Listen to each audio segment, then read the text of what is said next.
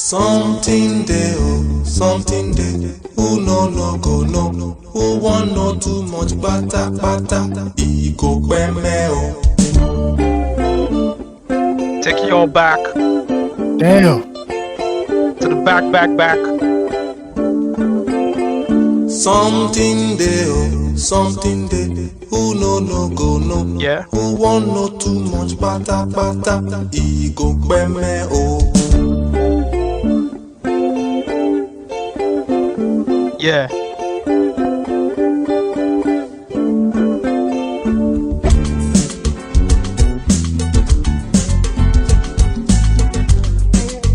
What's his name? What's the name? Something there, something there. Ooh, something there. What's the game? What's the name? Come on. What a way to start the pod. Look at Ayo is shining, his teeth brimming, reminiscing. That's a throwback record we just played. If you guys don't know the name of that song, the name of the song is Something Day. It was owned and performed by a musical group called AOT2. How do you know they own it? Before you interrupt me, let me just go into this space. Because that's where Ayo and I were before she joined late. You need to aptly describe things. Which one is owned by, performed by? How do you know they own it? You have like any evidence to show that they own it? Like I was saying, AOT2 is a musical. No, don't show me up like that. Come on now. Don't show me up like that. That's it. Like, come on It's now. not that you can't. I'm on the road here. You just came and you interrupted. I want you to be factual while being on a roll. I want you to be factual while being on a roll. You watch your questions later. Please, I will address you. Okay. I know. Do you understand? AOT2, fantastic group. So I and I joined the pod and we're listening to running up. I was playing Netosie's debut album, You Know My P, and we were on one of the records called what's the name of that record again? The record is called Lagos City Hustler, right? And it's on this, it's produced like was performed on this Afrobeats. You know that Femi Kuti-esque kind of Afrobeat, that Even Ezra era Afrobeat. Yeah. Music. That's what it was delivering on. Funny enough, that's my favorite Netosie record, Lagos City Hustler, and I believe it is either his most or second most lyrical record. Comparing it to the record with Asha on the second album, toe, you can choose which one is the best. But I think that's where Neto is like the most lyrical. So for people who think that Neto is not lyrical and it's just flashy and all that, X that Netosie is one of the most lyrical MCs that I have witnessed in the world. Anyways, so we started talking about this whole, Afrobeat era, that 99-2000 Soneji and a couple of guys and that whole era. I don't know how we got here, but I think you're the one that raised it up and talked about like AOT2, right? Yeah, I couldn't even get the name of the chorus. No. We got half of the chorus, right? So we started from who no go no. One Google left to the next Google to YouTube and everything. And guess what? They have their whole, they have a number of songs on their YouTube page already. And yeah, we located the record. It's called Something Day. This record was released in the 2000s. I think we're like JS2, SS1, that era, yeah, 99-2000. Bro, AOT2, solid guys. I remember they had the other record, The Revenge of the Flying Monkeys. Ella Joe was in the video. A couple of guys were in the video as well. That's hip hop, and that's what hip hop was back then. A blend of like what we celebrate as Western hip hop, but with a lot of local, flavor and balance. So shout out to AOT2, the group, and shout out to everybody listening. Welcome to another episode of your favorite podcast, Loose Talk. Now to address Steve. Steve, can I now address what you said? If you want to. Okay, if I don't want to. Oh yeah, no. Let's move on. All right, let's move on. All right, man. Welcome to another episode of the pod. How you guys doing? How's everybody doing? I love the shirt you're wearing. Sorosoke Weary. Can you tell us the meaning of, for those who don't know, because some people might just not know. Say speak up, madman, or madman speak up, anyone. Okay, but in the context. which is the slogan that was adopted by many young Nigerians during the NSAS protest of 2020. Yeah, yeah. Sorosuke, and which was appropriated by a Nigerian American Yeah, to yeah, sell yeah. our candles. I don't want to give you the exact event that they used. That this phrase became very popular because I still live in Lagos, Nigeria. So me and DSS prison will not look very good. So let's leave it there like that. I don't think it's that deep. I don't think it's that deep. Anyways. It's not deep Ayo, actually. how you doing? How you doing, Ayo? I'm good. I'm okay. I'm alright. We're chilling. How was your Doing good week? out here. Week was normal, slave of capitalism, but we keep pushing. Yeah. Put out some content, very good. Shout out to Don Jazzy. That's all I can say. Yeah, I saw I Yeah. saw the I saw the what do you call that thing? The co-post, right? Is that what they call it? The real. Yeah, the No, couple, I the mean, collaboration post. Yeah. yeah, the collaboration post. Yeah, I saw that with Don Yeah, Jazzy. yeah, Shout yeah, out to Don Jazzy. yeah, Very willing to work with yeah, creators and creatives. Shout out to him. And how did the post do? yeah. And shout out, man, mad numbers, almost 100K right now. Shout out to Wow. Daddy Shoki who sent me a message. My dad's one I didn't expect, honestly. He said he saw it. A lot of people were tagging him. Shout out to Tubaba for putting up his own or putting it on his own IG story as well. So it shows Yeah, that people really appreciate like people who were here before, who did it before, who laid the groundwork for what we call Afrobeat to the world right now. So expect more yeah, content this week, hopefully. Yeah. yeah. I love it. I love Awesome. it. I love it. Can we quickly touch on, and Steve, this relates to like sports and everything, and we've talked about this before, but why is there a stigma with things that are in the past, even though those things are the bedrock and lay the foundation for everything we're enjoying or experiencing today? Why is there a You understand? stigma? Like, Uh, yeah, it. I won't call it a stigma, but it's almost feel uncool. Especially the cool people do not talk about those things because it will make them feel uncool. Like people like Daddy Shoki, Daddy Fresh, right? Lieutenant Shotgun, all these guys, they all created what we're sort of like enjoying today. Why aren't they celebrated more? Why does it feel like people don't want to talk about them more? Is that a thing, or is it that people are just more people, invested in the now? I, And I'm not I, going to blame the end user or the end consumer here because they only consume what is fed to them. I'm talking about the curators and the people who should be in charge of like telling these stories. Like, what's up with that? the problem should, I think the main problem is you not recognizing who's cool and who's not cool. So people have jumped on this industry reporting in terms of like right now Afrobeats. People have jumped on Afrobeats culture, writing about it, talking about it just because it's now popular, right? You yeah. should be able to differentiate those from people who have the culture, people who we know they know this music game. They've been living it. They've been embodying it. They've been covering it even without the cool factor that's attached to Afrobeat right now. So me, I'm able to differentiate those people who have jumped off Afrobeat wave because it's now popular. I've been able to differentiate them from people who are really, really of the culture, people who really know what they're talking about. Which Ayo is one of them. Do you understand? Someone like Ayo, who really knows this game, who we know that he has been living this culture for a long time, he can be able to do this video because he understands the game. He loves the game. He has loved it for a long time, even before it was cool. So that's why he, as a person, will be able to come up with this content. The people who feel it's uncool actually do not know it. That's it. They don't know it. Look at how Ayo presented.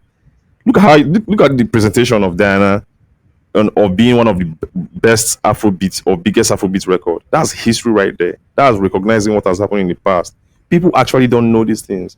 So instead of them admitting their ignorance of what has happened in the past, they try to act as if it's not cool.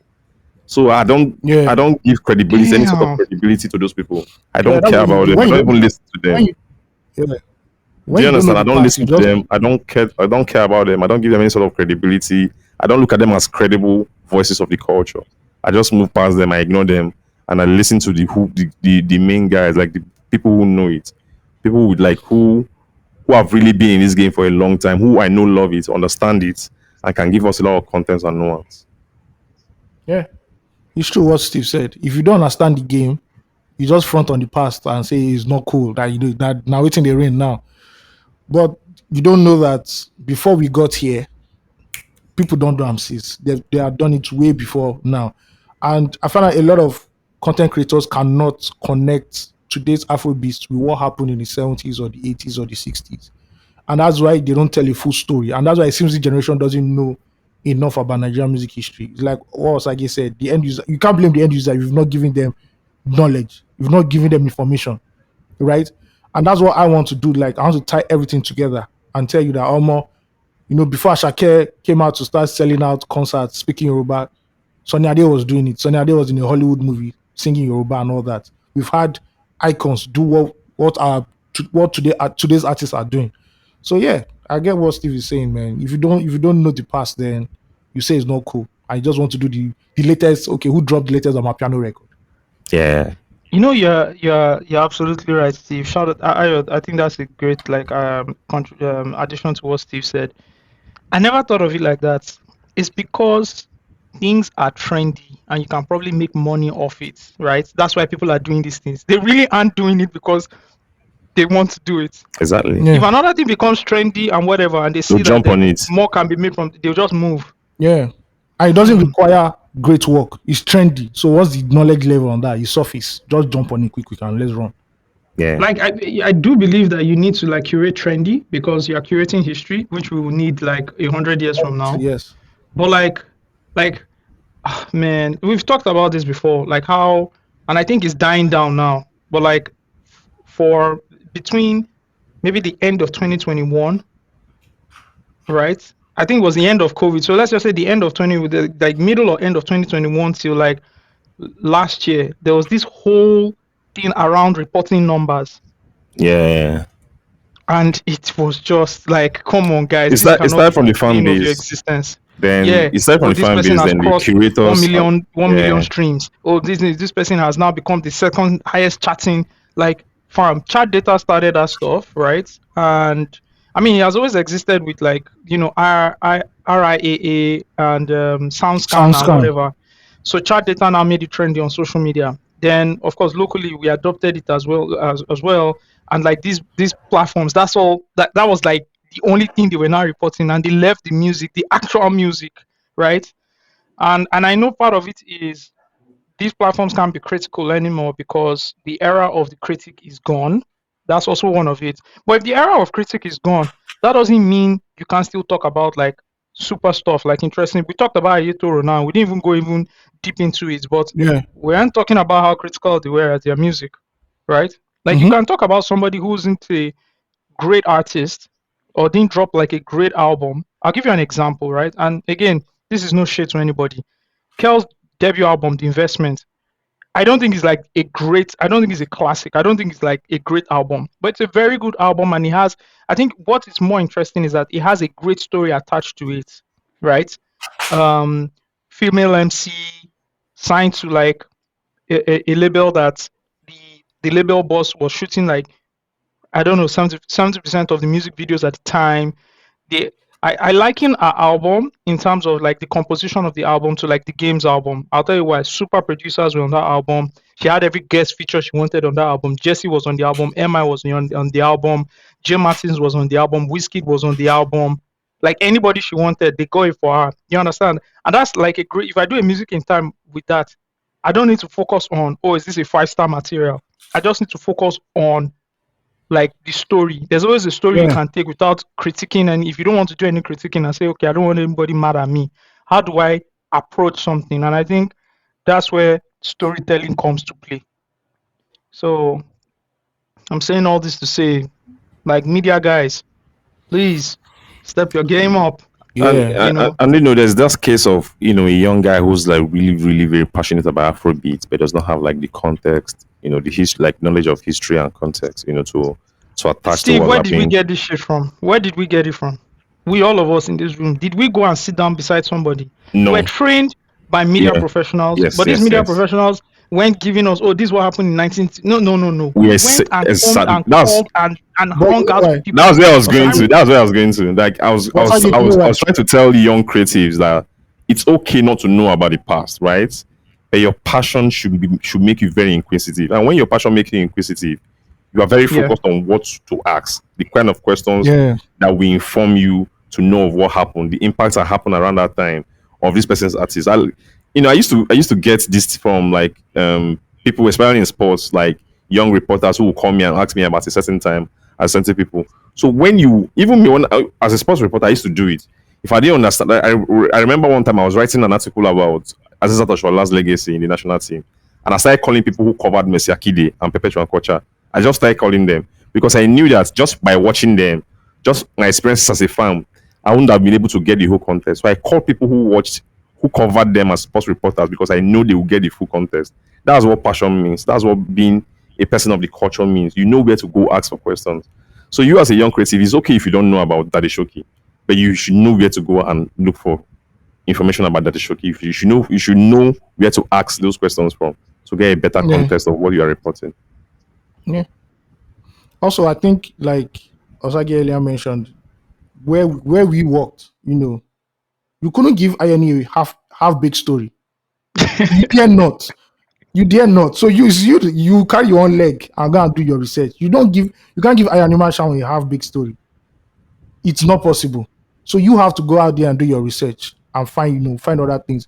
My own problem is that some content creators are just closed off. They just prefer why should I have to go and search, or why do I have to go and interview this person when I can just talk about this new artist and just get all my accolades and go viral on Twitter. There's something on Twitter I saw one day where they said "Calm Down" by Rema. Shout out to Rema. He hit the billion mark on Spotify, one of the few Africans who have done that. And they said "Calm Down" is the most successful African single of all time. And in my disruptive days, I would have retweeted and said, what about Nico Mbaga's Sweet Mother? Like, bro, this man sold close to 10 million, legit, minus the piracy. He sold more than the Beatles. Beatles have not sold as much. Physical copies. Physical copies, my guy. Magic System, Lekpagao. There's no African that doesn't know that song. But because maybe we did not have the data back then on the numbers, because the African ecosystem wasn't as it is right now, we tend to tarnish the legacy of these people who have come before. And we don't have a 360 view. Calm Down is not as popular as Sweet Mother. Bro. Of course not. I know songs in Nigeria.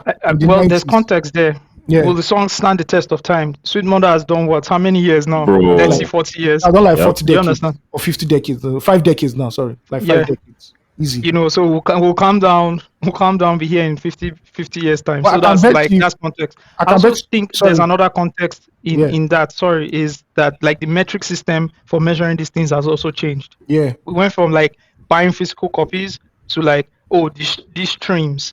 And then the context is lost, because if you really check it, right, if we were measuring sales, like Trailer did 40 million copies. Yeah. Right? But if you look at it in context, I bought the record. Yeah. That's one sale, right? But I took the record home and played it, and I rinsed that shit like maybe 100 times.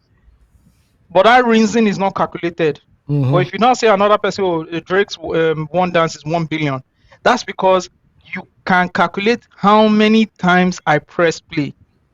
So the metric system in measuring these things has also changed. I think like the old metric system, like that was the ish, because if Thriller did 40 million records off sale and not even play, come on, man.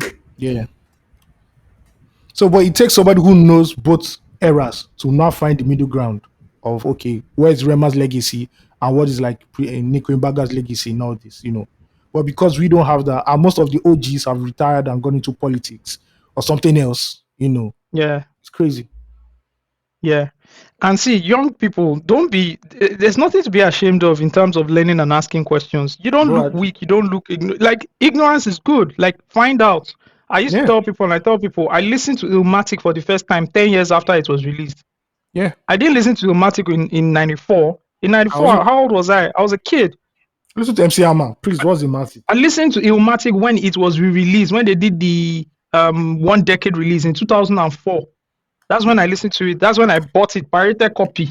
And I saw, Nas Illmatic. First of all, where was I going to buy Illmatic in 1994? Where? I'm living in Lagos, Nigeria. Where am I buying Illmatic? So I knew Nas. So I started buying Nas CDs later on, and I only had access to Illmatic when they did the re-release in 1994, and that's when my local CD seller had it on his wall or on the floor or something, and I saw Nas Illmatic. I'm like, more. And I bought it and I listened to it and I'm like, oh, this shit that was released in '94. And that is what has like, so P Rock and See All Smooth, Return on the Mechadon, right? That album, the 992 album, I probably listened to that album in like maybe 2007, Yeah. which is one of the greatest like hip hop albums. We are calling hip hop albums, right? Same So you need to just, there's no monopoly on this whole thing. You learn it, you find it, you learn it, you know it, you increase your intelligence base, and when you write or you know you deliver on podcast or whatever creative outputs, you make more sense, you have more context. And then you know the beauty in it is you then see when you do stuff like what Ayo did is that people come out to comment because it's really good. Do you understand? Artists will come out to comment and say thank you. It's like when we do interviews with artists, right? You can see it I see it in their eyes when you break down their artistry, Yeah. right? When you speak to them and they're like, you know this? You know, it's almost like a Nadwa interview. And they're like, how do Yeah. you know this? Or do you know? So please do your homeworks. Too many interviews I've watched. Move out of even music. Just too many interviews I've watched. And you know, they're just asking basic questions. Please do some research. When you're not passionate about something, it's clear, it's obvious. You can't You're hide right. it. Yeah. You're right. You know. Yeah. You're right. You're right. You're absolutely right. Yeah. Anyways, it's good as we started on the creative front. Steve, I haven't asked how your week was. How did your week go? My week was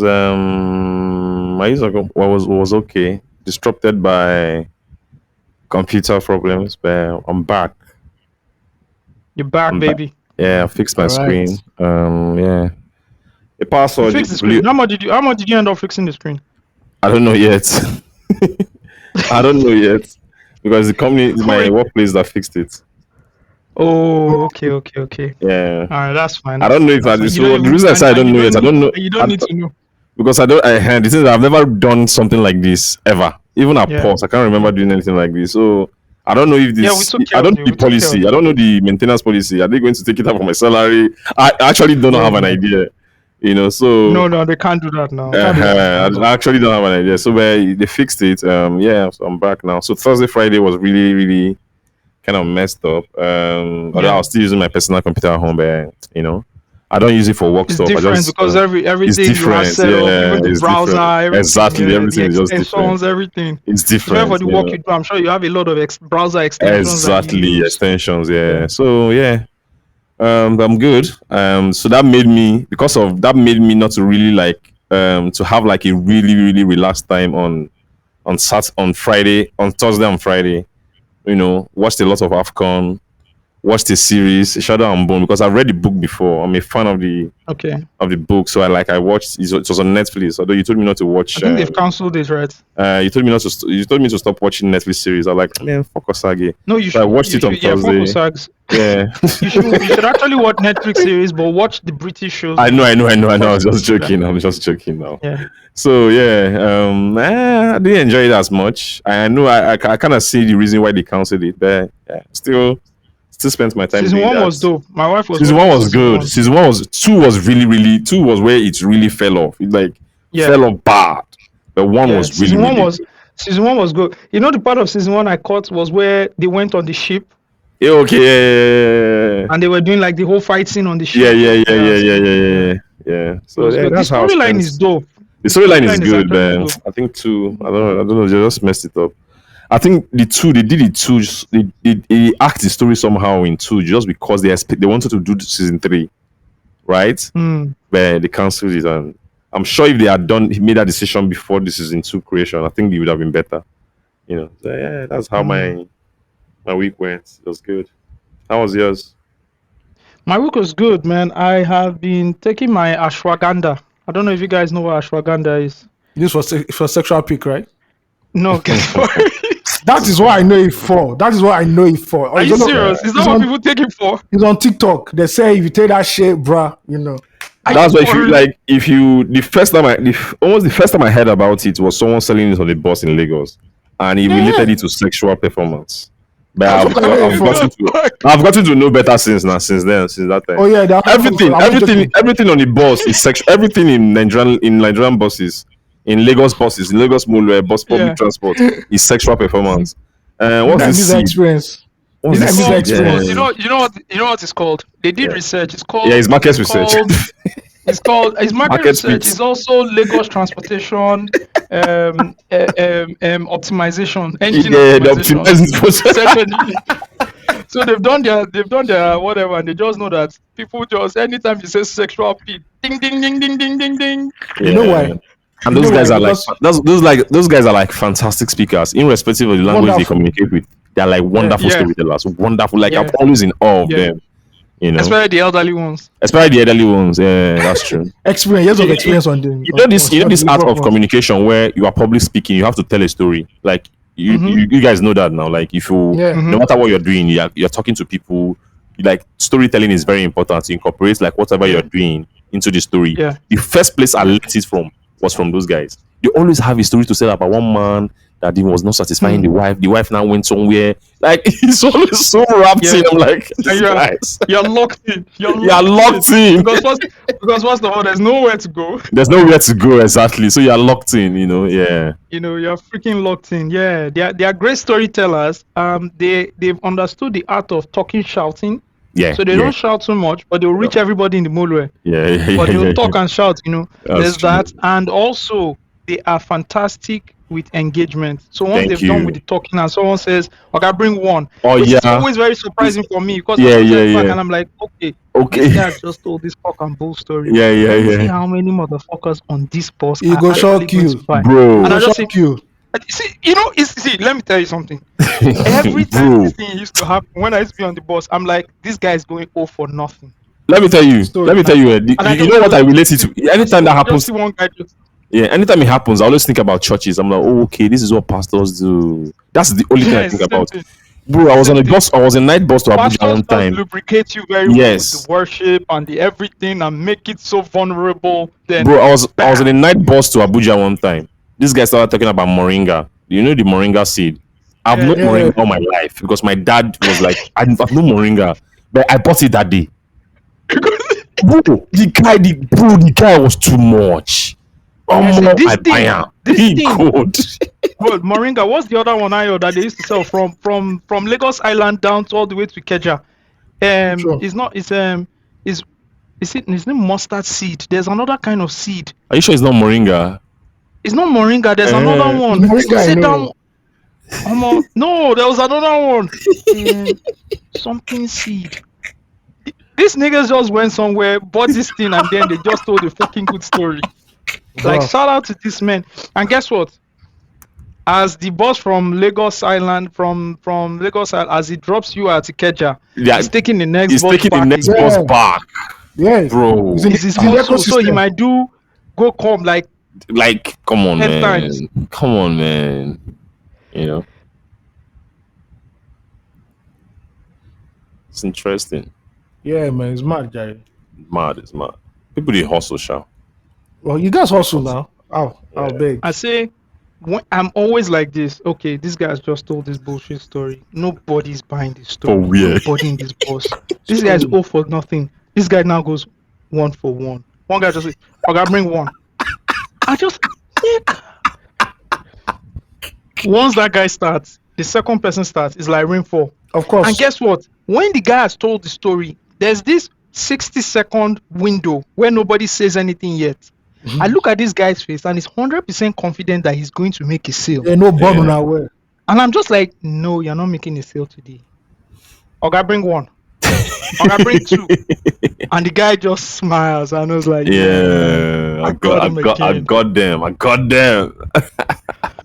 shout out to Molo Tales. Shout out to Downfoot Tales. So tell Alright. her what you're taking it for.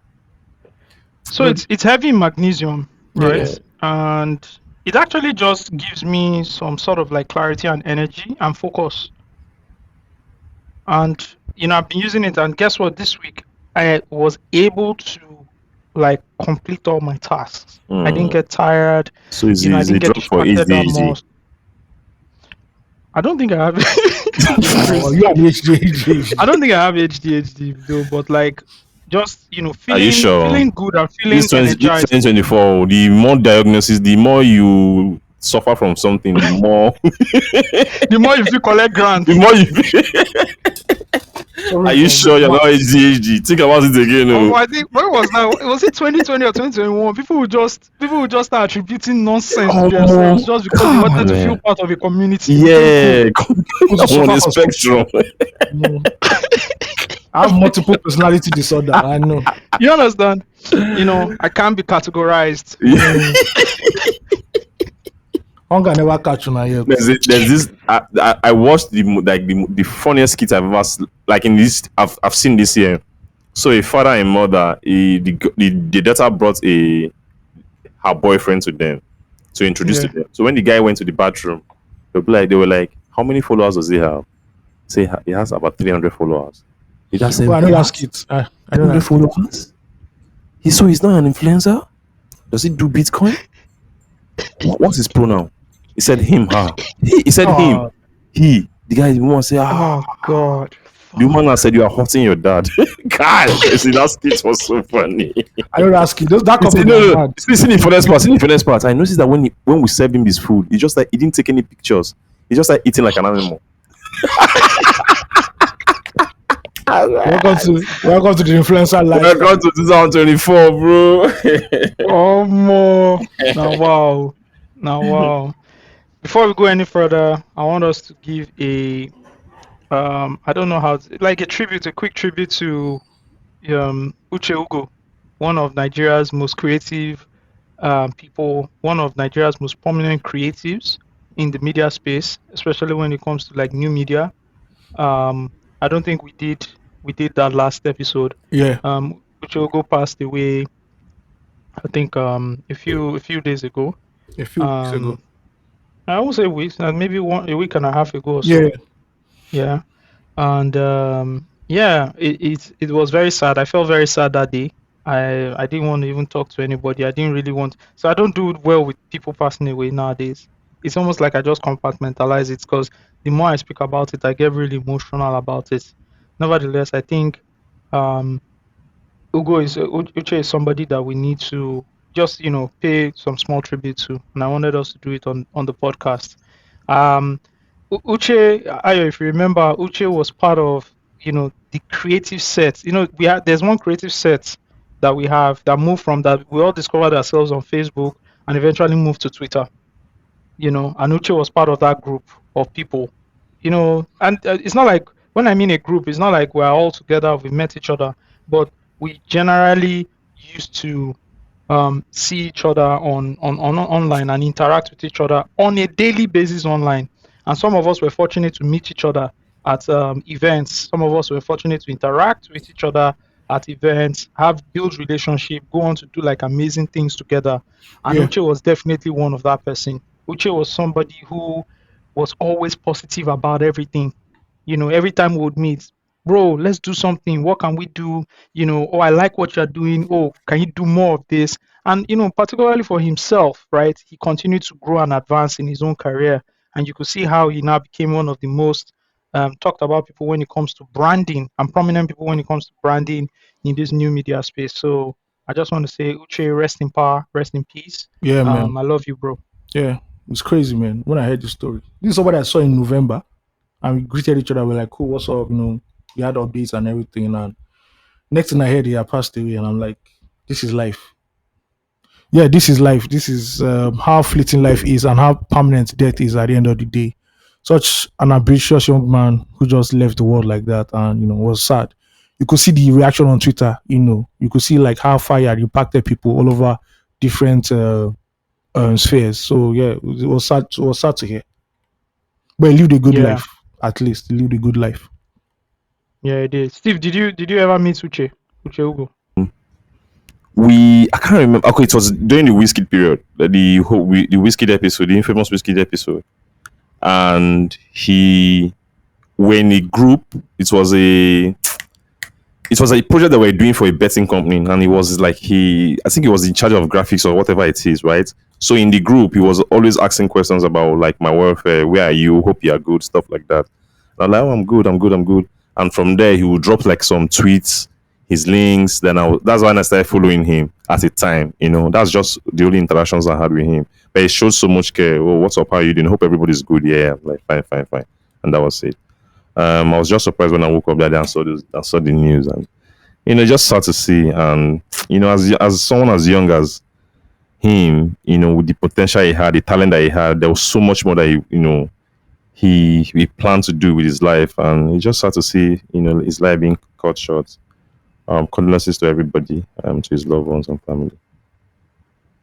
Yeah, yeah. And when it comes to this whole Afro beats and music and getting music on the internet, Uche was also very Yep. instrumental. He designed countless Yep. album Yeah. covers, countless single artwork. covers, and artworks. He designed so many. I can't even remember.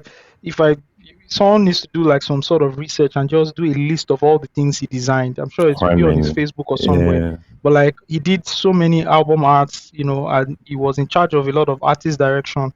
I think AQ tweeted. I'm not sure he tweeted or we had the conversation. He actually shot the cover of Rose.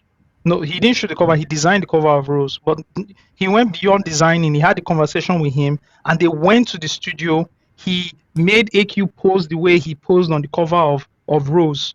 He's looking downwards to his side. Yeah. He told the photographer what the exact posture he wanted, and when he got it, he then designed the artwork. Yeah. So that's how much Uche was always involved.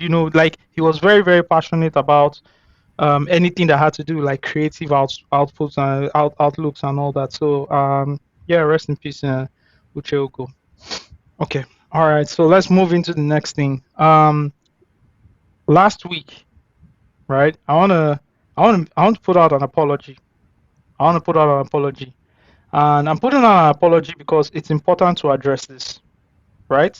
And why is it important to address this? It's important to address this because we have talked about this in previous episodes, or at least in our private conversations on how we need to do better. So let me start off with an apology to the listeners. First of all, I'm sorry, guys. And an apology to my co-host here. I'm also sorry. Last week, an audio was played on this episode. Or we didn't play the audio, we discussed it. But an audio came out on social media, I think 2 weeks ago, and it was Mos Def answering a question about Drake. The question was, is Drake hip hop? Right? And then Mos Def gave his feedback. And the whole thing nucleared out of, Pluton. He hit wildfire. The whole thing went crazy. And we came on this podcast and we sort of addressed it, but we didn't address it well. And we only addressed it on what? On that clip that came out. And Yeah. I believe that we've said on this podcast that we should stop doing stuff like that, or people should stop doing stuff like that. Like, don't react off a 10-second or 15-second or 20-second clip if you've not watched the full thing in context. I went back to watch the whole Mos Def interview. And guys, if you watch this interview, I sent this interview to you guys. Did you guys watch it? Yeah, I watched it. Thanks. Steve, you didn't answer. I didn't watch it. Yeah.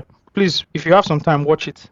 Okay. If you watch that interview, the Drake question, right, now has way more context than what was spread on social media.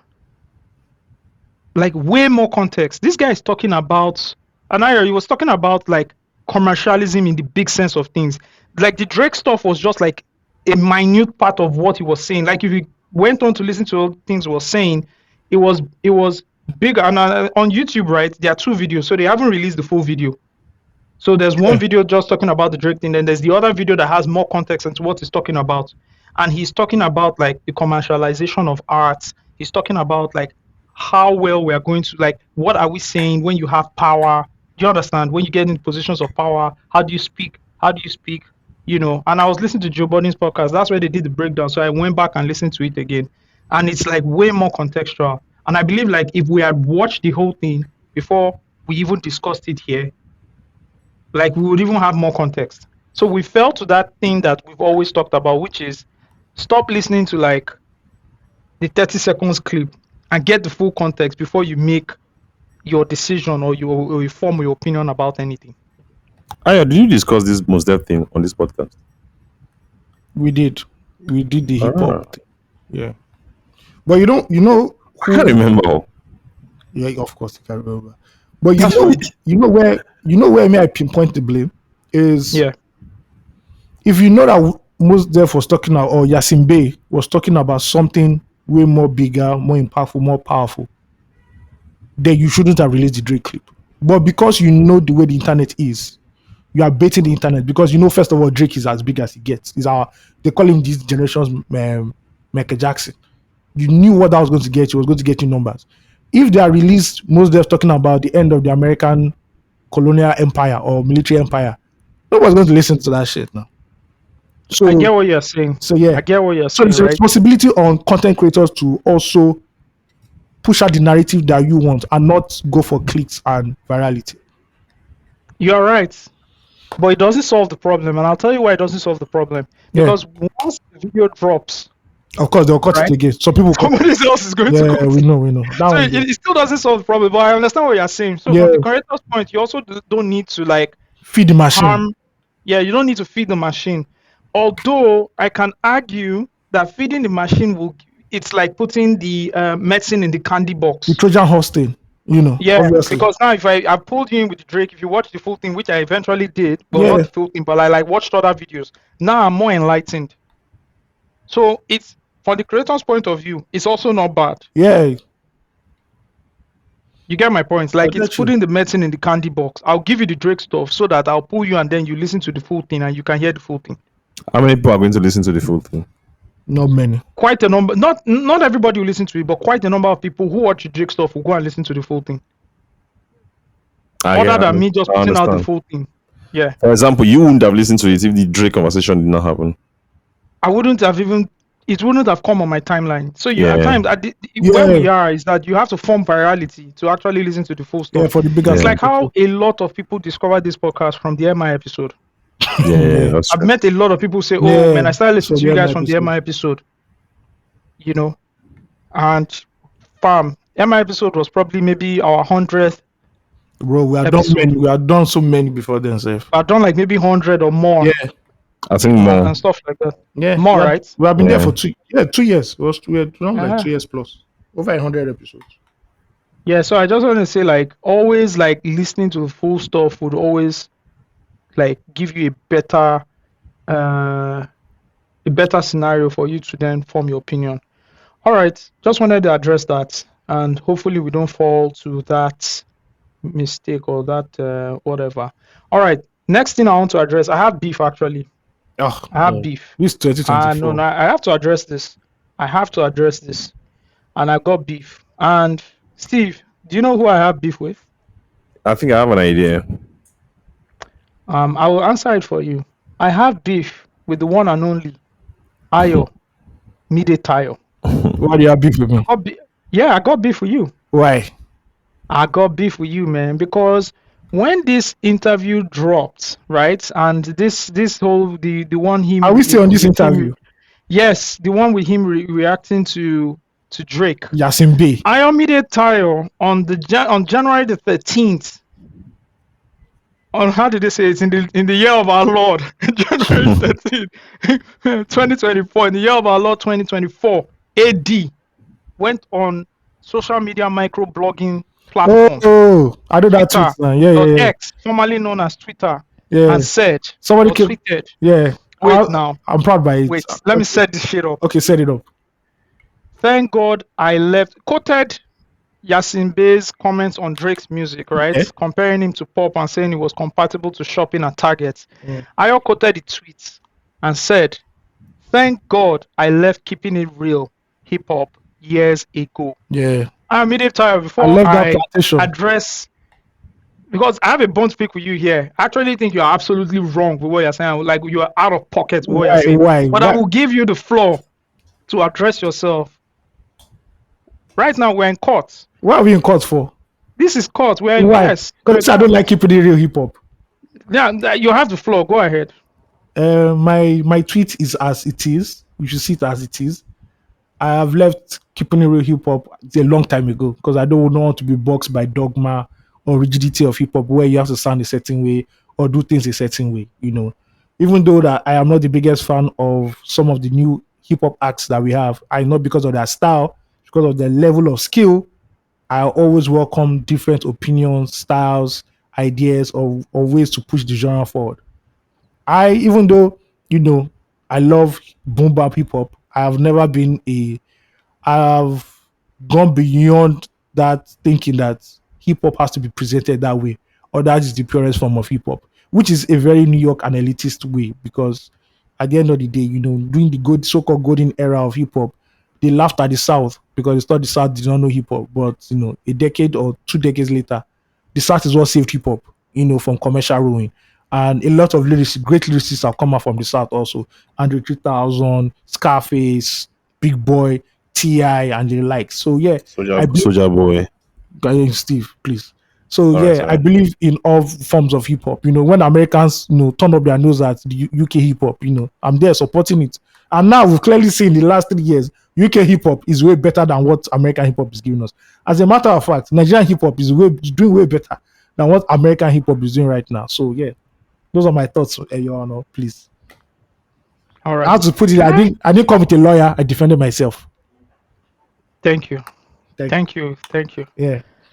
Can I ask you Yes. what you define as keeping it real hip hop?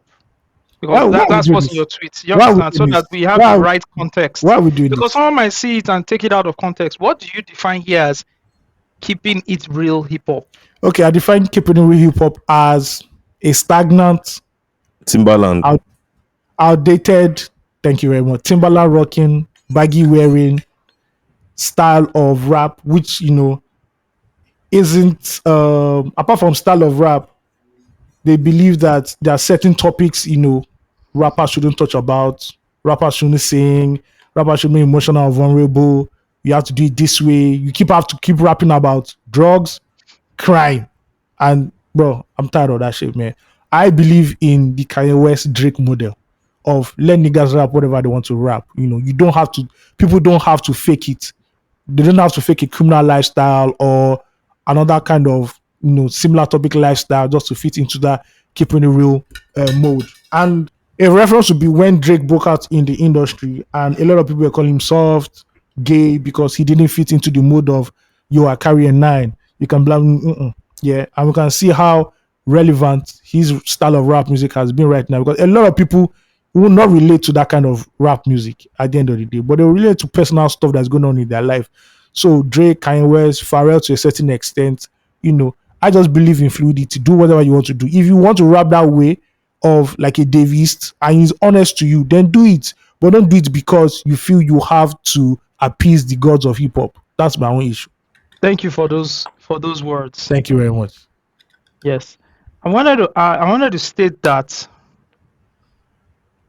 and it's fine. The way you feel, like it's fine. I understand it. Yeah. I'll tell you how much I understand it. Right, from like I stopped wearing like jeans, baggy jeans. I stopped wearing jeans entirely from 2000 all up to Says on this program. 2020. Yeah. Yeah, Not all up to 2000. No. 2020. Sorry, 2010. Thank you. Because the 2000s, hey man. Like 2010 all up to 2022. Just because of this, like I wanted to stay away from a certain mindset. But here's what I think. Here's why I think you shouldn't tweet like that. You can't tweet like that because it seems like you're shading on what raised you. This hip hop you're talking about, what you've just described, it raised you. It raised me. Do you get what I mean? Yeah. Like it raised us. This is the music we listen to. This is what gave us direction apart from what came from our home. This is what we listen to that created a community for us, that pushed us into this creative space we are in. Yes. And I feel like even if you have like that opinion, because see what you just said is well more layered than like this tweet. Of course, it's Twitter. I now. feel like by the time you put this tweet out, you're also shitting on people who have gone down this road and are still going down this road. And you've But I tweeted that way. you've invalidated like all the things they've done and all the sacrifices they've made. No, Do you get what I mean? So I didn't mean that. That's but how it feels. Because yeah. no, but hey, my brother, intention is yours, interpretation is mine. Fine. But I tweeted that because I've seen people who have trapped their creativity in that box and have refused to come out. And that's why I said, no, bro, at the end of the day, one of the realest points in rap music for me was when, after the whole Jay-Z Nas beef, Yeah. when Nas had a very bad run, Yeah. the albums after that didn't do very good. Street Disciple, Yeah. Hip Hop is Dead, And- on time. And I looked at, and me, I'm a Nas fan till I die. Well, Nas fans. If Nas does, Well, Nas if fans. Nas Yeah. does Thematic Part 50, I'm there. I'm the first person to Yeah. just I don't care. But I Yeah. looked at Nas's lifestyle, right? I looked at Nas's life and I looked at Jay-Z's life. And as a young man, then you were like, you know what? I'd rather be Jay than Nas, And I could see, like, okay, how Jay-Z has embraced, early on, Jay-Z was even embracing the South before any other rapper, before other rappers Yeah. were doing it. He was always Yeah. collaborating with other people out there. He later Collaborated with UGK on Big Pimpin', Yeah. jumped on Juvenile's Har. I was like, you Yeah. know what? Jay is that Had two nigga. shot on the record. Yeah. Obviously, Nas came out of that bad period. Look at where he is right now. He's somebody that, if you say, okay, in terms of that original faithful sound, he came out from that bad patch and see the 6-album run he got a Grammy eventually at the end of the day.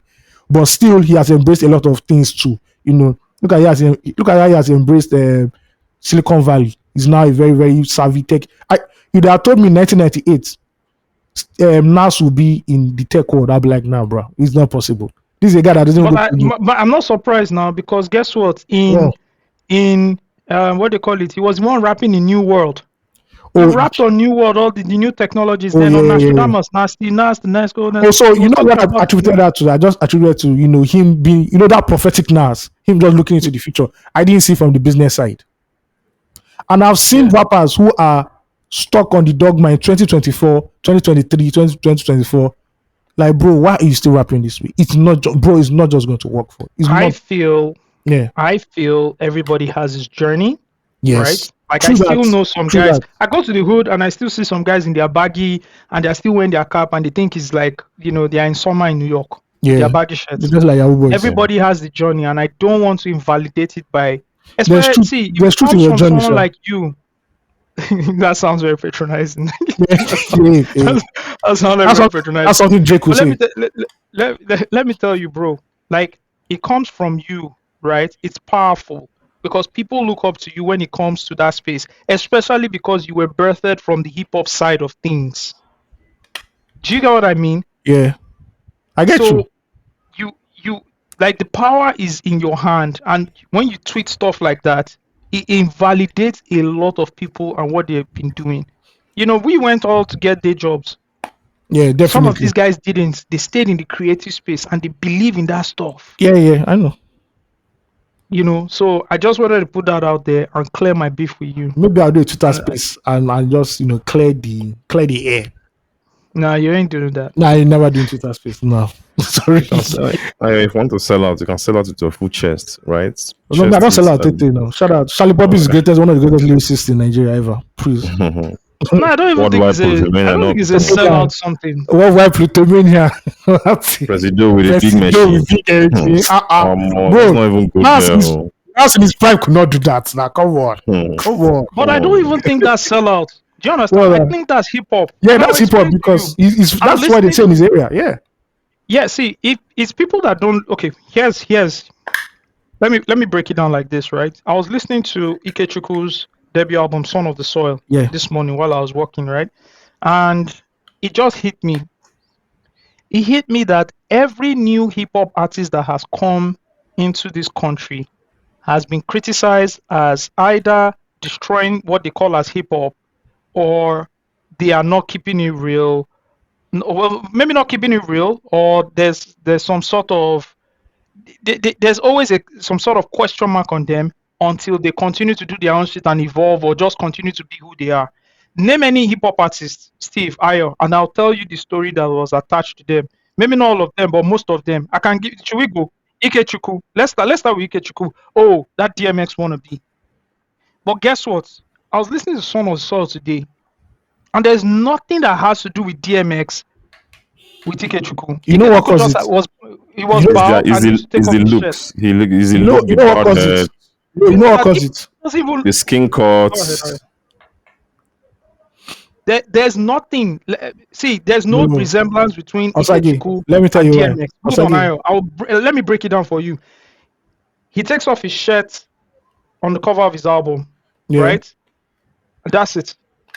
And then No. he has a skin coat. Osagie, let me tell you why. And then you just attribute him to DMX just like that. No, you know why? That's so ignorant. There's not visual evidence. Watch his video for is it Ikechukwu? My name is Ikechukwu. Yeah. It looks so much like Get At Me Dog, where he was on stage and people were surrounding him. There was that scene. Yeah, but me, I knew that this guy's not X. He doesn't rap like X. His subject matter is different. It's totally come on, man, bro. But do you understand? Bro, I listened to that album. Ikechukwu is singing on that record. He happened to tell you. On the second single, Naija Boy, he's singing, I am a Naija boy. How many people bought the album? How many people bought the album? Do you understand? No, it was a single. It was on TV. It was everywhere. Yeah. Like, Neto dropped, and everybody was like, who's this guy? Forming Uyibo. He can't break into the Nigerian market. Like, there's not Sinzu. Remember when Source Kid dropped? Yeah. AfricanHipHop.net. They were critiquing him all day. Who's this guy? Who's this wannabe? Dropping on Rick Ross beats. No, he's not dope. Blah blah blah. Every single artist, they would shit on them, and you can draw a map from that era all the way to Odumodu Black and Charlie Poppy now. Yeah. And I mean, they called Terry Nigerian hip hop fans need to like chill the fuck out a bit and take their artists the way they are and really love hip hop artists the way they are. I just wanted to say that. Yeah. There's no way you can be a hip hop fan and you see Charlie Poppy and the first thing that comes to your head is not hip hop. That means you know nothing about hip hop. Then you don't. Charlie Poppy is the definition of street urban culture. Charlie Poppy, that is it. Personifies it. They tried to shit on Olamide. They tried to shit on them. I remember. See, let me tell you, if you guys don't know, right? And let there not be any revisionist history here. When MI drop talk about it, the hip hop fans were not happy. Yeah, I remember. So they didn't that's like what pushed him to drop Illegal Music 1. They said that's what he started to Lagos. They started to Lagos on the album. They said it's so out. Can you imagine? Talk about it. Talk about it. There's a Bible. There is a Bible for some of us. So that exists, I'm playing the other part now after talking about like real and and all that. Like people need to chill when it comes to Olamide, Lil Kesh, name any rapper. Fino, Reminisce. Oh man, they all had one thing to say about every single damn ILL BLISS. Every single rapper, there was one story they were attached to the rapper saying, "Oh no, this person. Oh no, this person." They would just put a question mark on you, and you're like, okay, so what is hip hop? So what do you guys want? Tell us who you want. What they can't give you, that. So I think the thing is that the Nigerian hip hop artists will give you everything, and that's what's real to me. Right, we just talked about Ikechukwu on his first two singles. He's actually singing then he raps on the chorus, but he's singing the hook. Right, Neto is the first song on Neto's album, The Devil Is a Liar. He sang all through, then maybe rapped a bit at the end. Right, like that is hip hop in this context in Nigeria, and I think people need to accept it for what it is. Yeah, I understand. I'm done. All right, I'm done. I also think people have like I don't know. People have like I have a very broad definition for hip hop. Bryson Tiller is hip hop. Yeah. Right. Chris Brown is hip hop. Like it's urban.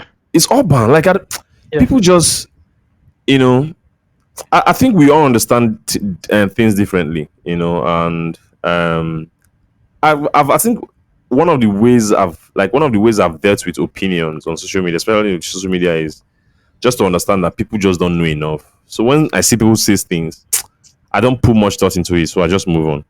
So that's how I've like engineered myself to like just deal with seeing barrage of opinions on social media.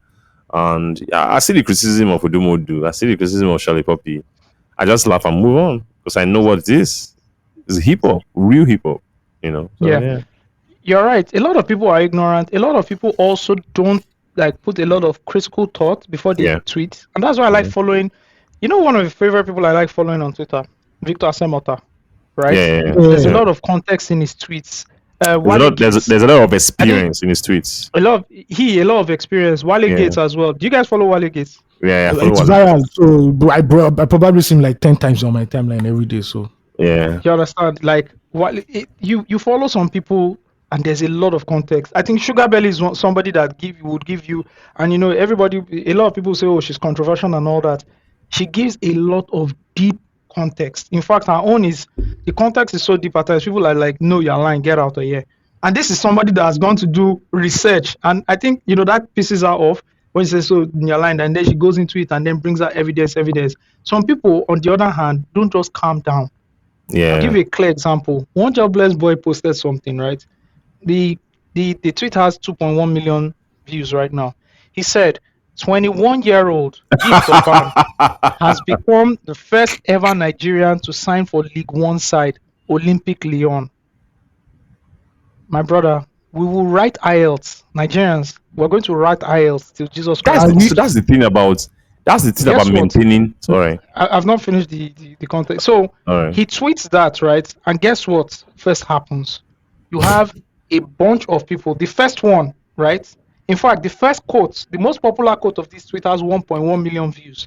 The guy says, Taye Taiwo played for Marseille, Okocha played for PSG, Osimhen played for Lille. Can you people, that's the guy quoted the tweets. These are people tweeting. I know what you're talking about. The guy now says, can you people see why we will write IELTS, or why IELTS has to be made compulsory for Nigerians? Because Nigerians went on that tweet and started arguing that Gift Oban is not the first person that played for League One side.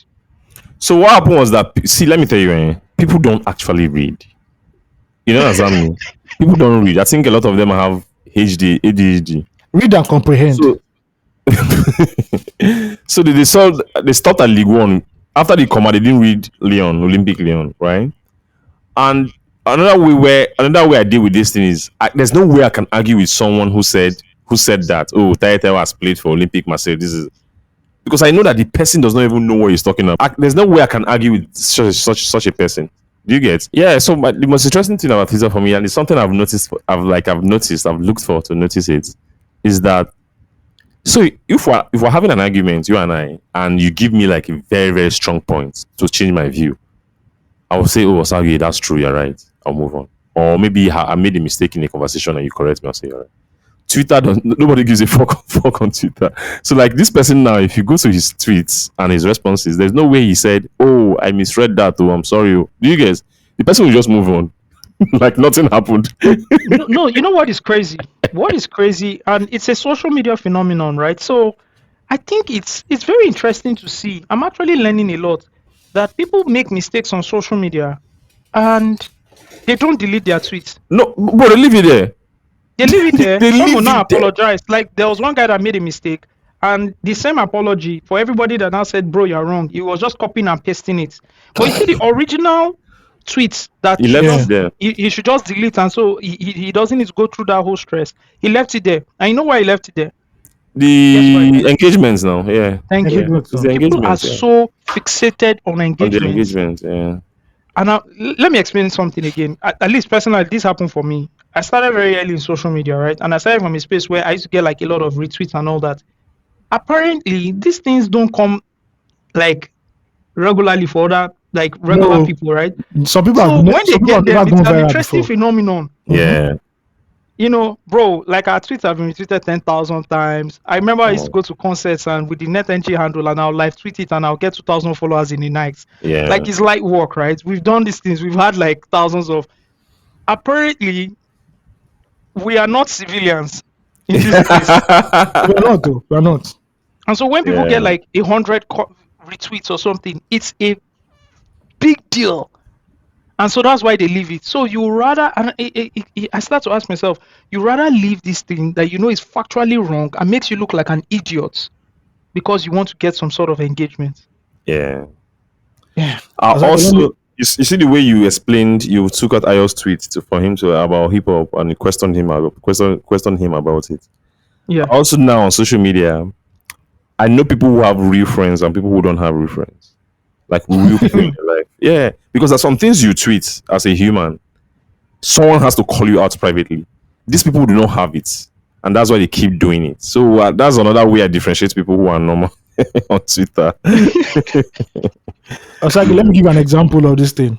One day I tweeted, one day a Nigerian artist or an Afrobeat artist will headline Coachella. And one guy retweeted me say, "What about Burna Boy that performed at Coachella in 20 something?" Headline. I was like, how did you pass jam? I said headline. I didn't say no, I did not say perform. Another example, Omojo, I put this one up, and this is the height of this is why we have to pray for Nigerians. Because illiteracy, you can go to school and still be literate. The headline was talking about the German chancellor coming to Nigeria, and Tinubu will receive him.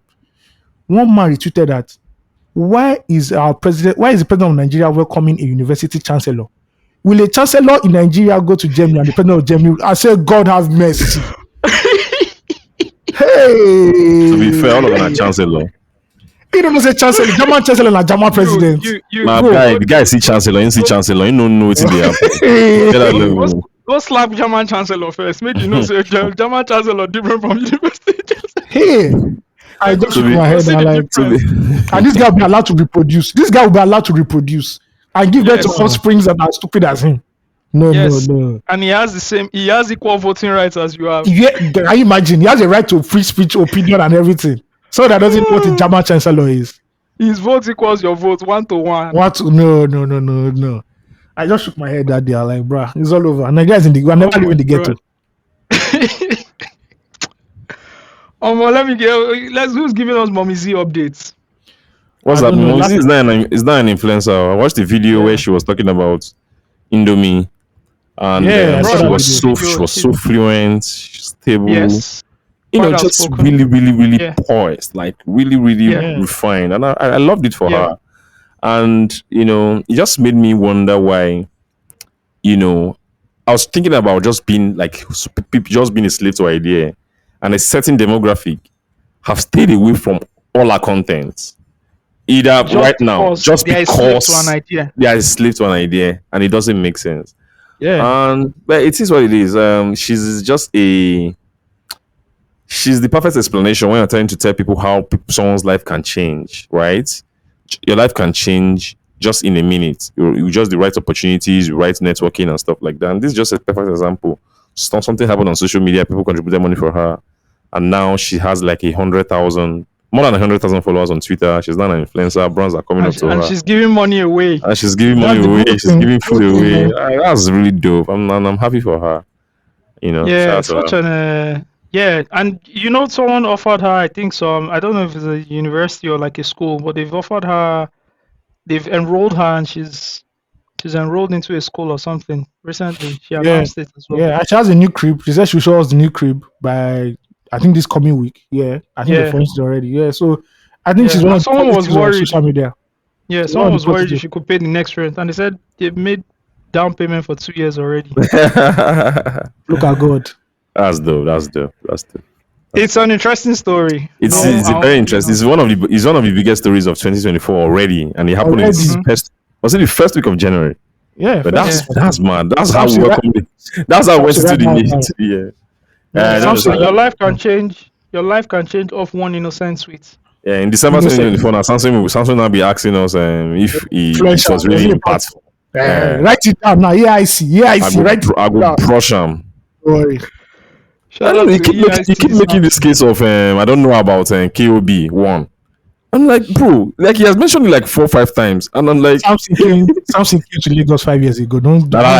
Samson was there for KOB one. He was there. I actually don't know. I was thinking about it. I actually don't know why he keeps saying I don't know about it, but like we're talking about how influential. KOB one was a big deal. Yeah, it was a big moment. No, come on now. Yeah, come on now. Before it first went to the cinemas before it got on Netflix, right? Yes, apparently, yeah. I've forgotten that fact actually, but apparently, yeah, he did. Yeah. Then when he came on Netflix, he became a big deal again. Yes. That's true. It became a big deal again. Nigerian Netflix, Netflix. Became a big deal again. Yeah. Shout out to Kemi Adetiba. Shout out to Reminisce. Shout out to ILL BLISS, Odogu Male, and everybody that acted on. What's Illy's best album? Okay. Illy's best album. Guess what, guys? Guess what? I think I have to retrace my steps on it. So, yes, I was listening to ILL BLISS's discography recently, and we've all agreed that Powerful, his 2015 album, is his best album, Yeah, of course, right? Of Yeah, course. but guess what, guys? I am inclined to believe that the album before that, which is Oga Boss, the 2012 album, is actually his best album. Oga Boss is my personal favorite because of I think is is better than Powerful. No, don't do that. Don't I do think that. so. Don't do that. Don't do you Bro, I are can you go are to- you are bringing in your personal favorite. Oga Boss is my No, I'm favorite. not, it's not my Bliss personal album. favorite. I can go toe to toe. No. If we want to do an ILL BLISS off right now, I Nah. can pick Powerful. I pick Oga. Powerful. Give me a Powerful record. I'll give you an Oga Boss record. Bro, there's so Oga many. Boss is- Oga Boss has fillers. Powerful.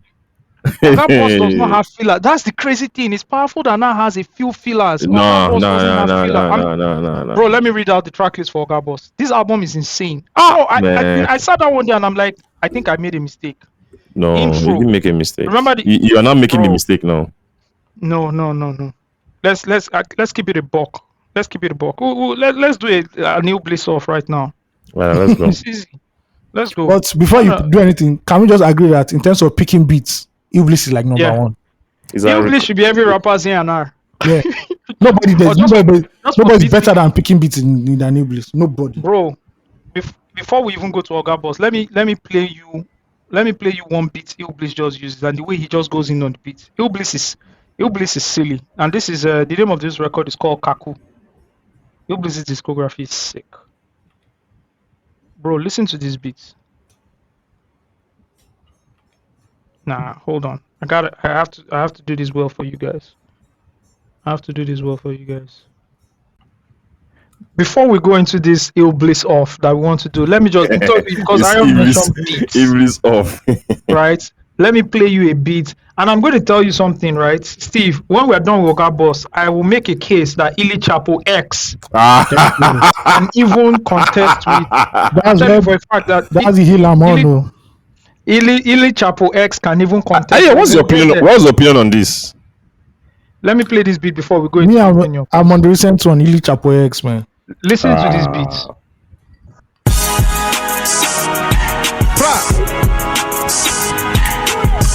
Chapo, Kazi class, Kaku, Obiago will be DK confidence about Panike Kamejiga Unzi Paul, Welisi Biwadi dog. Shout out to Mvinga Raw, Sagi Kana Chopper Mod. Off around we go to war. Chapo still above the law. From Maroka, I see Quado still clearing my off Chicago, still the boss of our bosses. I'm happy. Nakaga Jago, join the league of top bosses. Woke us on the top elites. Adame me gang, woke up with one man. Woke up with syndicate. You need some money, indicate. From East, I instigate. Hustle before it's too late. You can never be great as long as you're not Mali the great. Come on, man.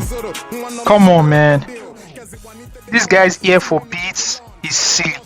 Like, you just hear. I don't know how he picks those beats. Look how this beat just starts. The guy just goes. Chapo, he just goes. You know, he just ILL started flowing. Chapo.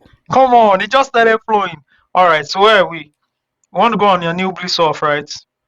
I'm on Oga Boss. You can pick your record. Though. I'll pick my record. You can pick your record.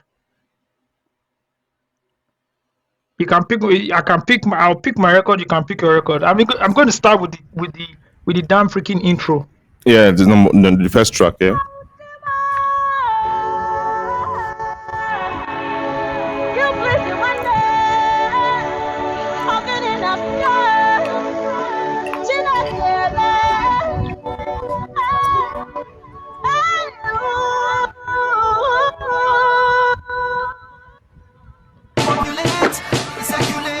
Eliminate. Hey, God. Lissy, hey, suspect, hey, Suspect used to be my favorite Nigerian producer. yes sir. Turn me up, suspect. Hey, check this. Hey, I'm on.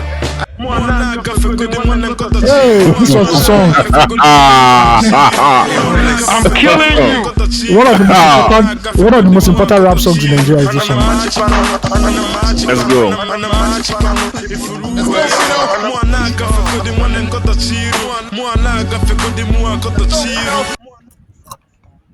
Every time we do, whether night or day, you can make I wanna fall in love. Every time we do, whether night or day, see my love for you can never die.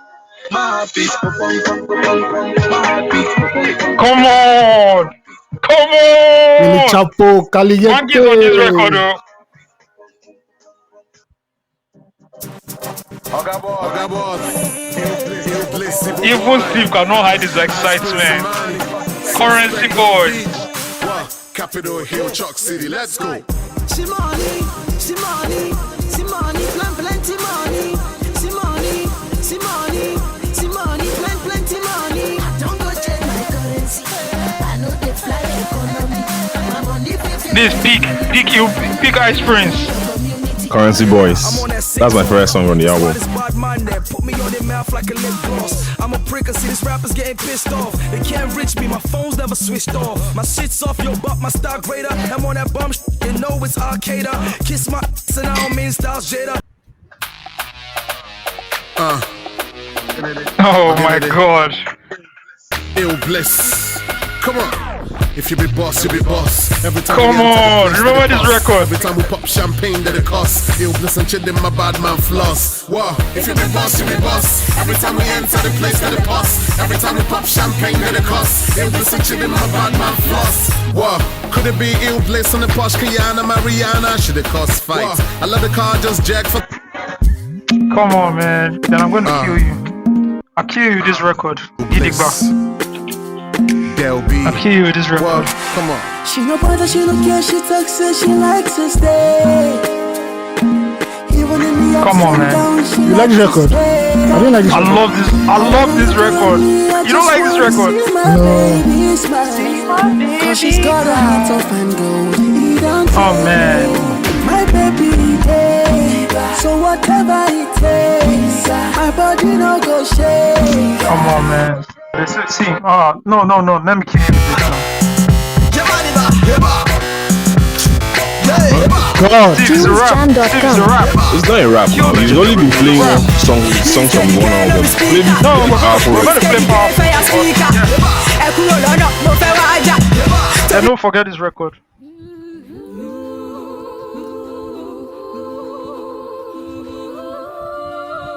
Hustler's Footsteps featuring Fino and Neto C. How many times do you get a Neto feature? Well, How many Neto features do you know? If I wanna so haneme, I'm not fiam ganele. Your guy Fino. So what if I get mem gele? I go move on that putani rogo. Man if you na ban of a chim nano romogo. Lego. Neto. Yo, you a famza, what you looking at though? My bio on Twitter should be I'm getting that though. Big Benz is big bank accounts too. I need a shrink cause the pocket should be counsel. Yeah, I talk less so I think more. I risk more so I never have to live poor. I spit raw so they know what I live for. I'ma spend this money to my wrist so. Oh worry for them man. Courtside ballin' hard, I know send them. They know it's a shutdown when I'm in attendance. I be getting my mind putting words in a sentence. What you looking at? Don't be talking to a boss with them crooked ass clothes. ILL BLISS plus super, it's unfair with who you want compare. Oh, but stop there. If I wanna so haneme, Steve, I'm not fiam Yeah? ganele. Only some believe we can. Of course, no. So what if I get mem gele? I go move on that. which was my favorite ILL BLISS album. But yeah, let's go. Let's go. Alright, let's go. Take 4. 1, 2, 3.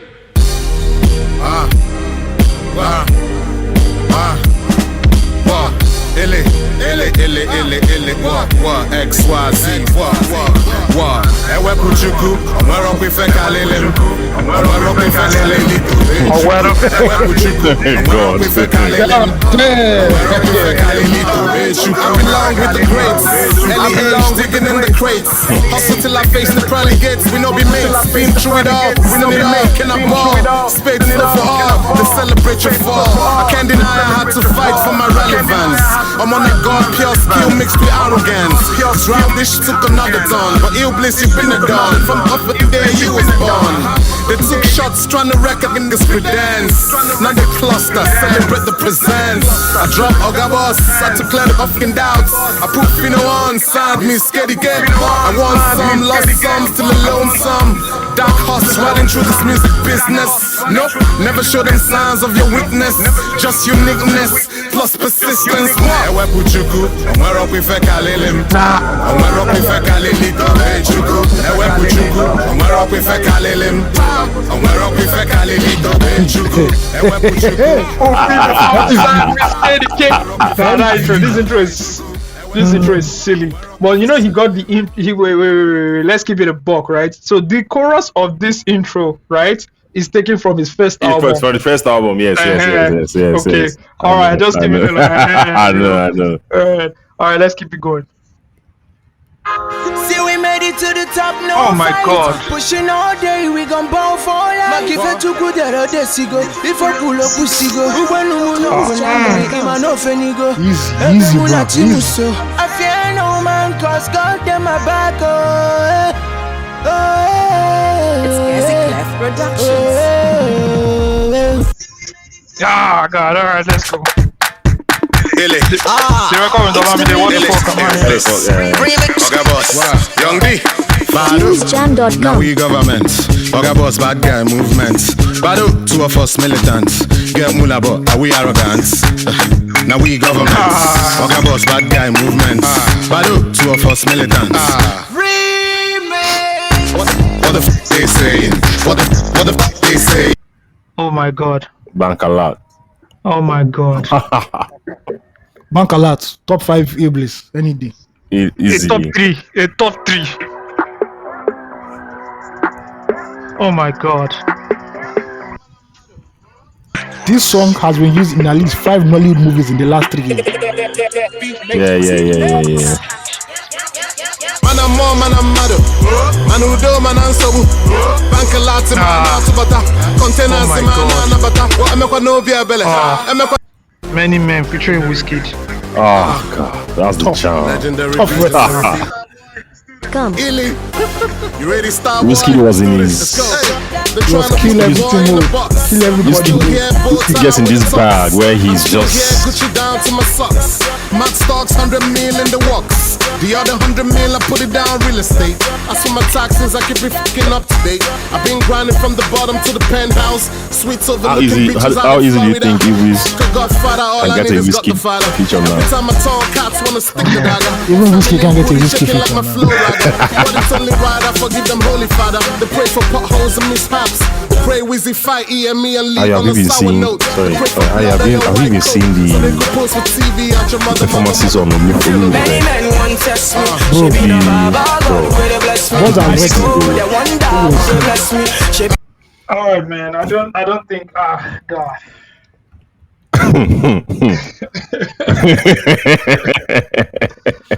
The great thing is that ILL BLISS has so much here. His body of work is so packed that you can debate.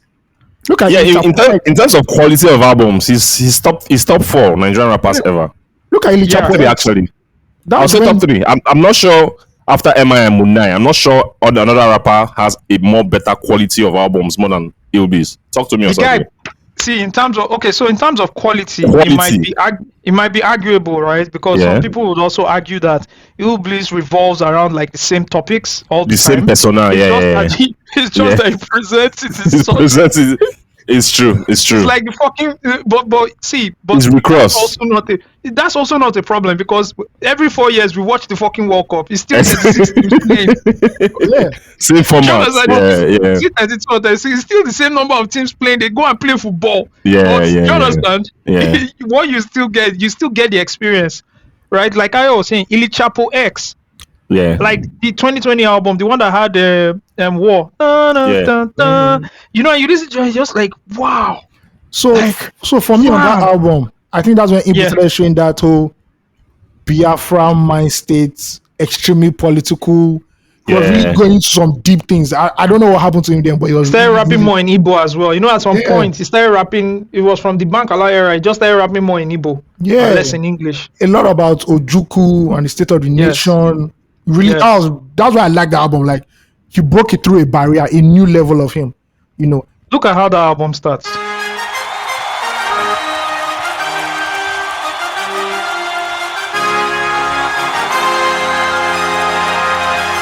It's Gazi Clef Productions.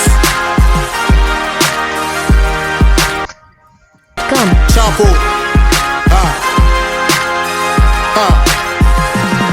Remember, God made you king. God made you king. Drink a lot of champagne. God made you king. Pull up in the phantom. God made you king. Illy Chapo X, you know that God made you king. Remember, God made you king. God made you king. Drink a lot of champagne. Like the way he starts on the records, right? The beat, he gets the beats. Then on Illy Chapo X, if you notice, he also he reunited with Suspect. Yeah, Suspect. Yeah. But Osiris, give me some names. Give me some names of rappers who you think have the same quality of like number of quality of albums as Iblis, apart from MI and So like a healthy quality. I'm talking about right? quality of albums. Yeah. Quality. Show them projects. Yeah, show them camp. Yeah, obviously. Yeah, show them camp. I take the cake because if you add, which is very unfair, if you add the Power Wine series and the Clone Wars, yes, then you're looking at a flawless run from those motherfuckers. Yeah, I agree. Because you're looking, and that starts all the way from 2011 with the Dreamer project. Yeah. So right? AQ show them camp. Okay, sorry. AQ show them camp. Who again? AQ at least from Rose era, right? From Rose era, yes. And you even agree with me because you want Son of John too there. Son of John, of course. Now that's my project now. So he also has a healthy. Yeah, of course. Collaborated with MI, collaborated with Brimo, he collaborated with Blue Skin on. You know, it's a good discography as well. Like, he's up there with them. Yeah. Who else has he? You don't finish. Forget. You don't finish. Wait, no, I'll still pull out. Bado from YBNL to that last album before. No, of course. Now, sorry. I was supposed to mention Olamide with. I was supposed to mention Olamide alongside MI and Munai. I'm sorry. Okay. Yeah. Well, of course, come on, Olamide now. Come on now. Like, come on. Bado is Bado. Even without me saying it, of course, you should know that that's in my mind. Okay. Yeah. I think there's still one more person I can pull out. Let's look at it. I'm waiting. Still one more. I'll look at all the legends of hip hop first. Rugged Man, LD. No. Rugged had 3 albums now. But 4 out of 3. 3 out of that, like I'll say two quality standard albums. 2 very influential. 2 masterpieces. From Rugged Man. Yeah. Like you said, masterpieces. Like you can't. Yep. Discography. LD's discography is very good. I'm not doubting it, but Iblis takes it, please. I'm sorry. I think for LD, just pack and call it. Igbo man, what could I take out market. Now this thing, when they got container, I just bring and come. Take it. This versatility doesn't allow him to be like. It doesn't allow him to just give us something. Yeah, exactly. If LD can give us 4 rap albums, like back in his prime, you people will not even smell anything in this genre. Like, because LD will sing, he'll still do his thing, he'll still do you know. LD, I won't count Long Time Coming, even though that's the first album, but he took some song from Long Time Coming and he put it on what's the name of the second album? The King is Back. What's the name of that second album?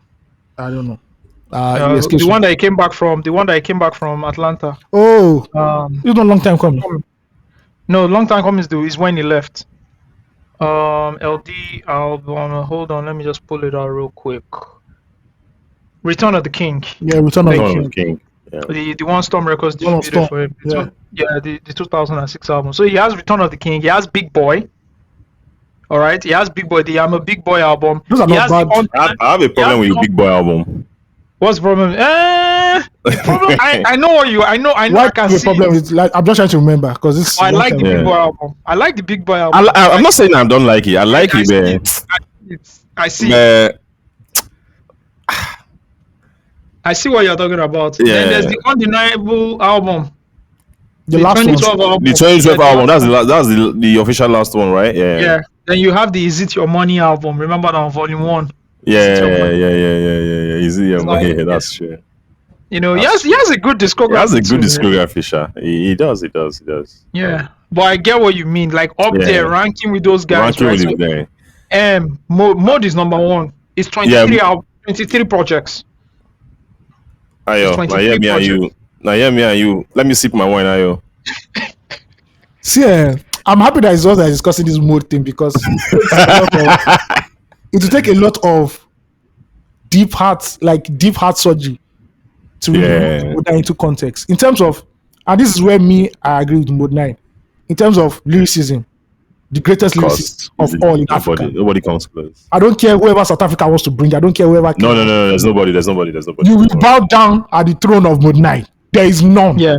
You have to. Mode is not a king. He's a god. He's a god. Like everybody knows that lyricism. I beg, let me disappear. I think for Mode, like every hero has a flaw. I think with Mode was that he didn't move with the time, which was normal because how many rappers move with the time? I don't think it's something about moving with time. Yeah, right? I think it's just who he is. It's just who he is. It's just a personality thing. It's just who he is. Look at another god MC, Rakim. Rakim will always give you Rakim. He's not going to change. Yeah. Whether you like it or not, and that's Mode. Well, the thing about them Rakim is that after some time, like after Rakim dropped, was it not what's the name of the one that had hardcore real skills? When I be on the mic, right? What's the 18th letter?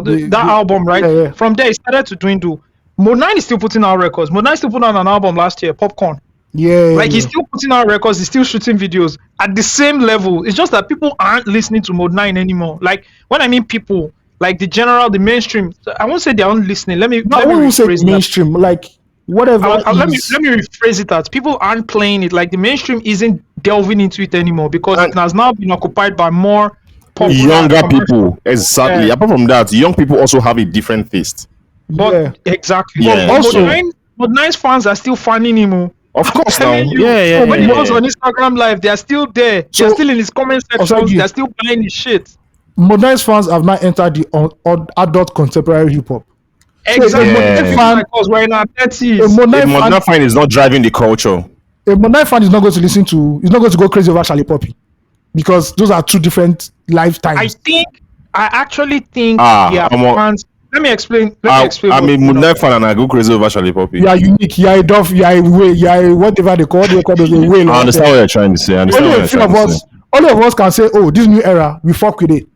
But a lot of people that, in short, from the indigenous rap era, they're like, we are out. I think it's more contextual, even more contextual than what Ayo is saying. Ayo, you're right on the money there, but I'll tell you how it's more contextual. It's more contextual because this is a very good example. Do you know this past week, right? After I went to listen to the Mos Def interview, I was now playing Mos Def's Umi Says, right? And I was playing it in the house. And I played that song so much that my daughter actually sings Umi Says. So when the chorus comes out, she's going to say, Umi Says, shine your light on the world. And it was an interesting social engineering exercise for me, which led me to believe that as long as you play something back to back consistently, right? That's radio engineering, yeah. Do you understand? If today everybody just wakes up, all the platforms just wakes up and say Mode 9. Everybody is popular. Mode 9, everybody will start singing Mode 9 on the road. Remember when something also informs those things. Those record labels will look for listeners' behavior, their preference and something, and they sell more and sell more. Can you sell it? Can you when you play it? Will you go and buy drugs? When you play it, can you buy alcohol? Mode 9 is telling you that the game's messed up. Don't do drugs no more. Do you understand? Do you want to be doing drugs? Not do to music that says don't do drugs. So I get the point. The music that has to. People like say they chop a bar now. Soup you go use take and make it go inside where now. Use vodka, they drink a bar, they chop a bar. Mode is the goats. Like everybody knows, like lyricism. That. The way I categorize the goats of Nigerian hip hop, like for me, 3 undisputed, right? Mode, and Olamide. For Mode, there are 6. There are 6 on the Mount Rushmore. I'll undisputed. I'll put Rugged Man. Yeah, because of what he meant to the game, how he refined the game. We are here because of Rugged Man. Rugged Man gave us the rules to say this is the standard I want everybody to play by. That's something. That's an impact. Which So I want today, to put- which today yeah. is that standard everybody goes by. Like fuck, this shit is Yep. one. So Yeah. for me, as I was saying, Mode Yeah, 9. who's on your Mount? Let's do the Mount Rushmore. I have 6 people on my Mount Rushmore. Okay, let me break Mount down. Rushmore can be seized. There's Mount is how many? There's Mount Rushmore, like it means like it's a number. What's the meaning of it? There's a literal meaning of Mount Rushmore. No, there's my own is 6. You can take Hey, it. this is that means you are putting everybody there. Now I know them. No, see, Mine is Emma Olamide. Mine's Olumo Emma Rock. Olamide. Finish. Yeah, Olumo mine Rock. is Olumo Rock. I have Thank you. Olumo Rock on Nigerian Hip Hop 3. That's all. Yeah, Okay. who? Okay, first entry Mode 9 because of his undisputed brilliance when it comes to lyricism cannot be touched, cannot be out-rapped. In short, when only 2 times somebody has dared out-rap him, and it's only one person that he has, but still. Second, I give it to MI in terms of being a rap artist who is a genius at creating songs, creating records. You are not a better composer of a rap record than MI. He's a music MI head. He plays the piano. MI He's a producer. MI knows when to go hard lyrically. He knows when to slow back. He knows MI when is to just be God. the average. He knows everything about rap. Emma is When our it comes Kanye. to when it comes to impact on pop culture, taking it to the depth of masses that we've never seen before. Like, You are describing number one here. no, that's not number one. No, I've broken 3, right? Broken them 3 because nobody is gifted enough. Nobody covers the whole arc here. None of them cover the whole 3. It's Olamide. Yeah. Olamide, when it came to pop culture, you could not beat him. At a point, he was more influential in pop culture than Wiz, Davido, Bonner. I can put it to you like that. Before this whole Afrobeat to the world, before when it was just we, Nigeria and Africa, they do small. before it was just we in-house family That's thing. small O2 Brixton. That's small O2 Brixton Academy. Where they go? Now Olamide. It was Olamide. It was when you people started doing all this. They are taking it to the world. Olamide like chill, my nigga. You know. But back then, never had a a bad family year. issue. Yeah. Never had a bad year. In his peak, never had a bad year. Was never found missing. Always dropped an album. I'll give you 3 bangers. So those are my top 3. Like those are for me the Greek gods in Mount, not Mount Rushmore. Mount Olympus now. Then we already have the hair. We can have the other mini gods. Yeah. Fair enough. That's a Yeah. good list. That's good list. Mine is just the order. Mine is number one because the I don't have any number one. No order. Miles no order. okay. There's no order. Okay. Any day I Let's can not- choose anyone okay. to listen to. Because you know why? I think there's an ingenuity in being also like a critically acclaimed rapper and being commercially successful. It's just like the 50 Cent. that's Wilson always very- says about 50 Cent. Very game. hard work to So do. 50 Cent was the only time where he saw someone who was the king of the underground rap, and he was also the number one artist in the world. He has never That's seen. very I've hard. never seen it. It's very hard. That's very hard. So like MI very is critically acclaimed as a rapper, right? And he gave Nigerians a rap format that's easily digestible. Yeah. Hit songs, hit records, Yeah. on modern Respected by the head. as bro. well. Come on, man. He's Very a music hard. head. Like I said, he's a producer. He plays the piano. He's a really music guy, right? Yeah. And I appreciate that. And when Mos Def was talking about, I'm going back to that Mos Def interview, right? The only thing I didn't like about that clip, let me put it down, not the interview, about the clip, because I've not watched the interview, was, what I got from it is, and I also have a problem with it, why people attach some sort of shallowness to pop, like to something that has gotten popular. Yeah, I hate that thing. I hate that. Yeah, because something has gotten popular does not mean it wasn't really made well. Do you understand? Like I don't like it. Yeah. Yeah.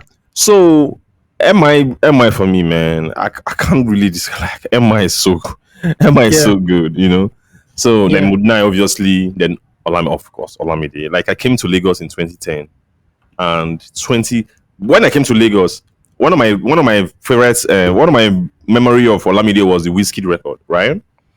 And just see him there, just how like he was so animated, like the way he rapped, and I looked out, and just coming to Lagos from 2011, witnessing that run as an entertainment reporter, also just seeing this guy, like people were doing gunman pose, like even Wale from Gunman pose. so like I'm looking at this guy, I'm like, this is god level, artistry. Like the impact was too much, so you have to give it to that. So those are 3. On the second layer, there's a second layer for me where Rugged Man is leading the pack. Yeah. Where I have someone like LD. Mm-hmm. And I would say, just for old time's sake and for what he meant to us growing up, although I've started to change my mind on it, I used to like Idris a lot. But Idris, I don't know, Idris has not aged. Idris music has not aged very well. I don't know how to explain it. Like I play the record sometimes, like in recent times, and I still I'm not getting. What the fuck? What the hell do you mean? I knew. I'm sorry. I'm saying it's recently. But Idris is second layer. Is part of my second layer. Yeah. Of these hip hop goats. Yeah. Mm-hmm. That's just what I'm saying. I want to ask a question. Mm-hmm. When it's all said and done, where we should then camp rank? Because really, these guys are doing they're definitely top 10. We've talked about this thing before, yo. They're definitely top 10. This one held up, bro. This one held up, bro. I don't gonna lie you.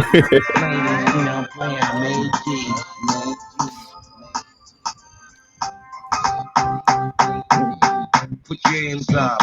Put your hands up.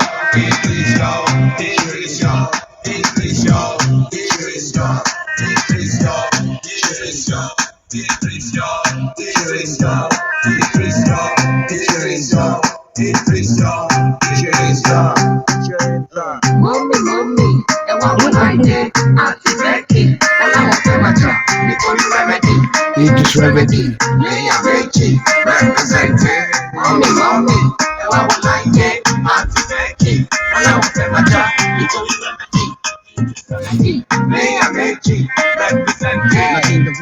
Me, kiss me, on me, correct me, collect me. She say she wanna sex me, makes me, embrace me, and make a player in me. I don't wanna sweat face, Steve wanna rape me, twist me, lick me, freak me, trick me. This is everyday. Just on the career, y'all. Yes, you tease me, you rush, you stop, you rush, you flush, you trash, and I got that. Come on. Osagie, you know the funny thing, and I want to say this right, in hindsight, the criticism that Idris got was because we didn't really understand life in general or things in general. So you can be a pioneer, and you can be a pioneer and have the greatest impact, like longevity, impact, and everything, without having the greatest skill. And that's what I used to focus up on. Like, how come this guy is doing all these things and he's not? No, it doesn't matter. Yeah. Life is funny.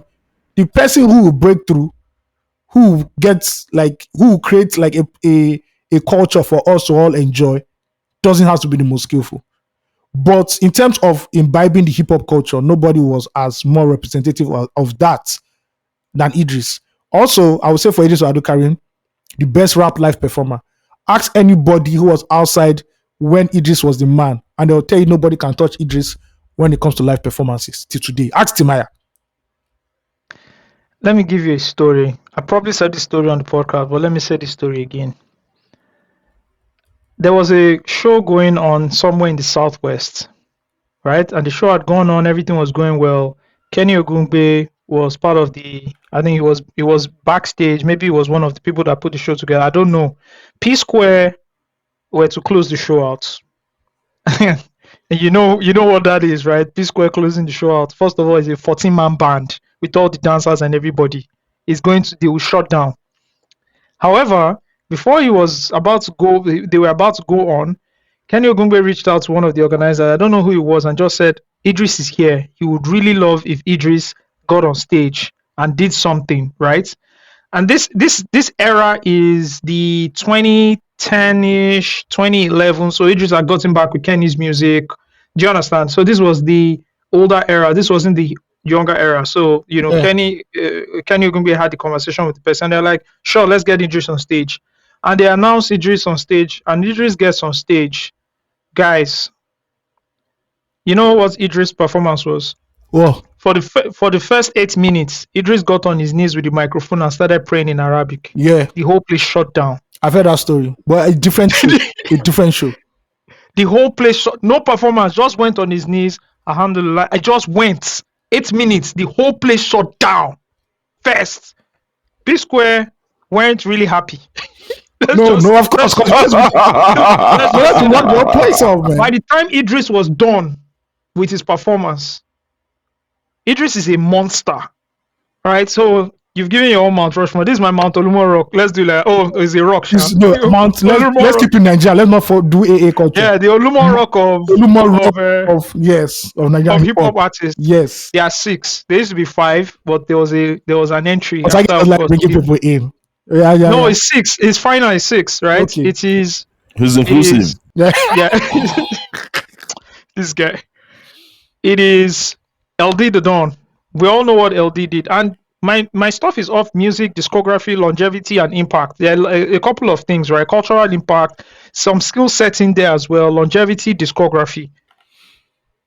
LD the Don, right? He has the body of work to show you, right from when he was in a group. So he had what's the name of the first album? Tribal Marks? Yeah, LG State of Mind. Yeah, LG State of Mind. LG Style. Sorry, LG Style Volume 1. Right? There's LG Style with the tribesmen. Then he goes to do the big picture with the tribe. Then he goes to drop Long Time Coming, Big Boy, Is It Your Money Volume 1, then Undeniable. So the discography is there, guys.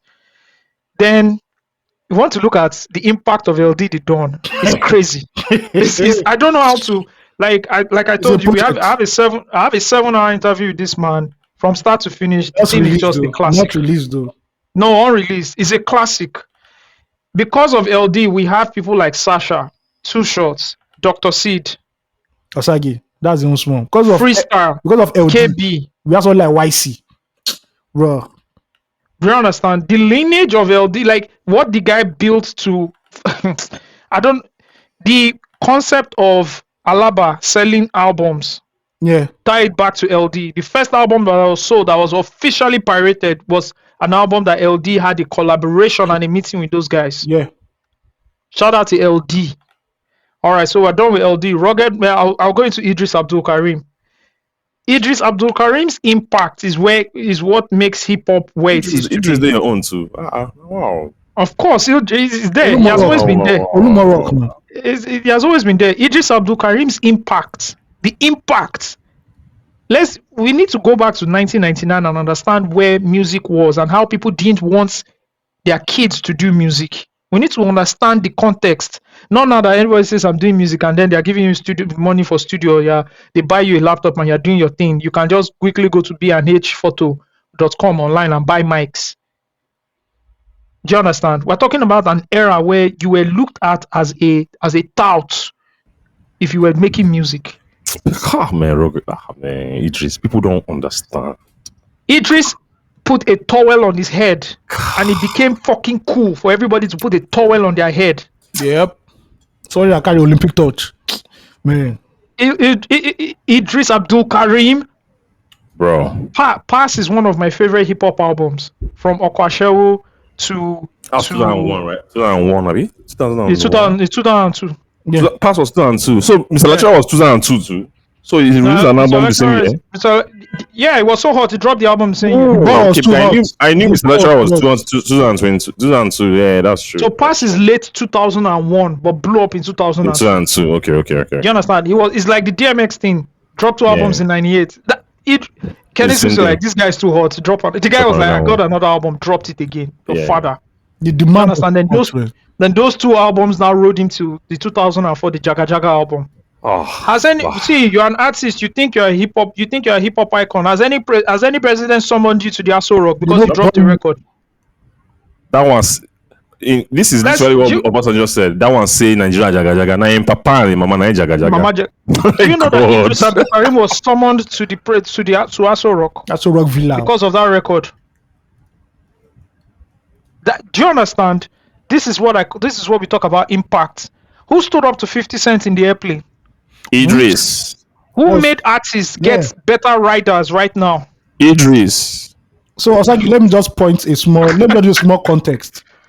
So you guys, now that you see American artists coming to Nigeria and they are rubbing shoulders with Nigerian artists. For example, Roddy, what's his name? Roddy Rich doing all that stuff with Burna Boy. Roddy Rich, yeah. Back then, when Nigerian boys would call an artist, they know born Nigerian artists to touch an American artist. It was so bad that during the press conference, when the American artist was on the high table, right? Nigerian artists will be on with the We'll be sitting with the journalists. We'll be sitting with the journalists. It was so bad that when 50 Cent came, they put out outside of Nigerian breweries, Nigerian journalists and artists were outside welcoming him. They were clapping when his convoy was passing. For an Idris to do what he did there, you don't know how much Nigerian artists today are benefiting of that. It was basically career suicide. That man at his height. And the thing affected him. Yeah, affected him. That was because he was downfall. blackballed. Yeah, because Nigerian breweries at that time was one of the biggest supporters of Nigerian music. They were the ones pumping money. This was before MTL started pumping stupid money into Nigerian music. They were the ones. Mega Jam, Star Trek. And he said, fuck this shit. I'm the biggest rapper in Nigeria, which automatically makes me one of the biggest rappers in Africa. And I don't get the same treatment that Idris, 50 Cent is getting. Fuck that shit. You know? At the time, he was crucified. But they did, down the line, over the years, we're like, this man did the right thing.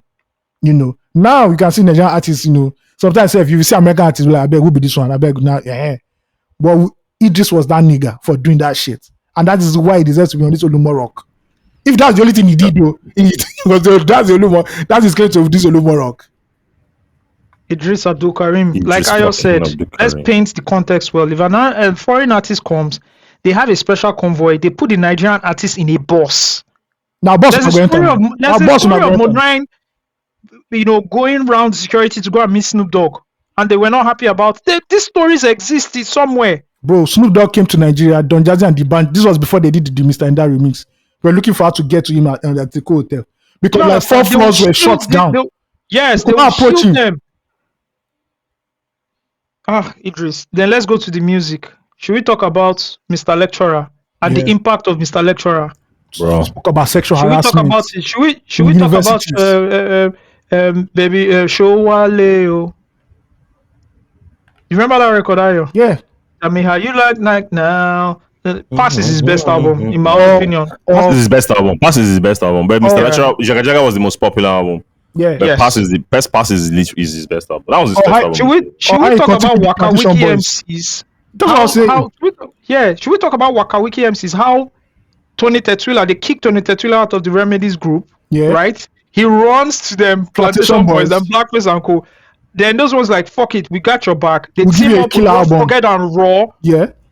Right? And then they do a diss song to Idris. That shit is almost like, we're going to fuck you up, Idris, because they didn't even talk to Eddie Montana. No. They all just focused on Idris. Do you understand? Eddie Montana was part of the story, right? But he was not a rapper. He didn't appear as a villain. That's the funny thing. You understand? He never appeared as a villain. Guess what my guy does 2 years later? He comes back. Waka Wiki MCs, and he takes shots at all of them, one by one. And guess what he said back then?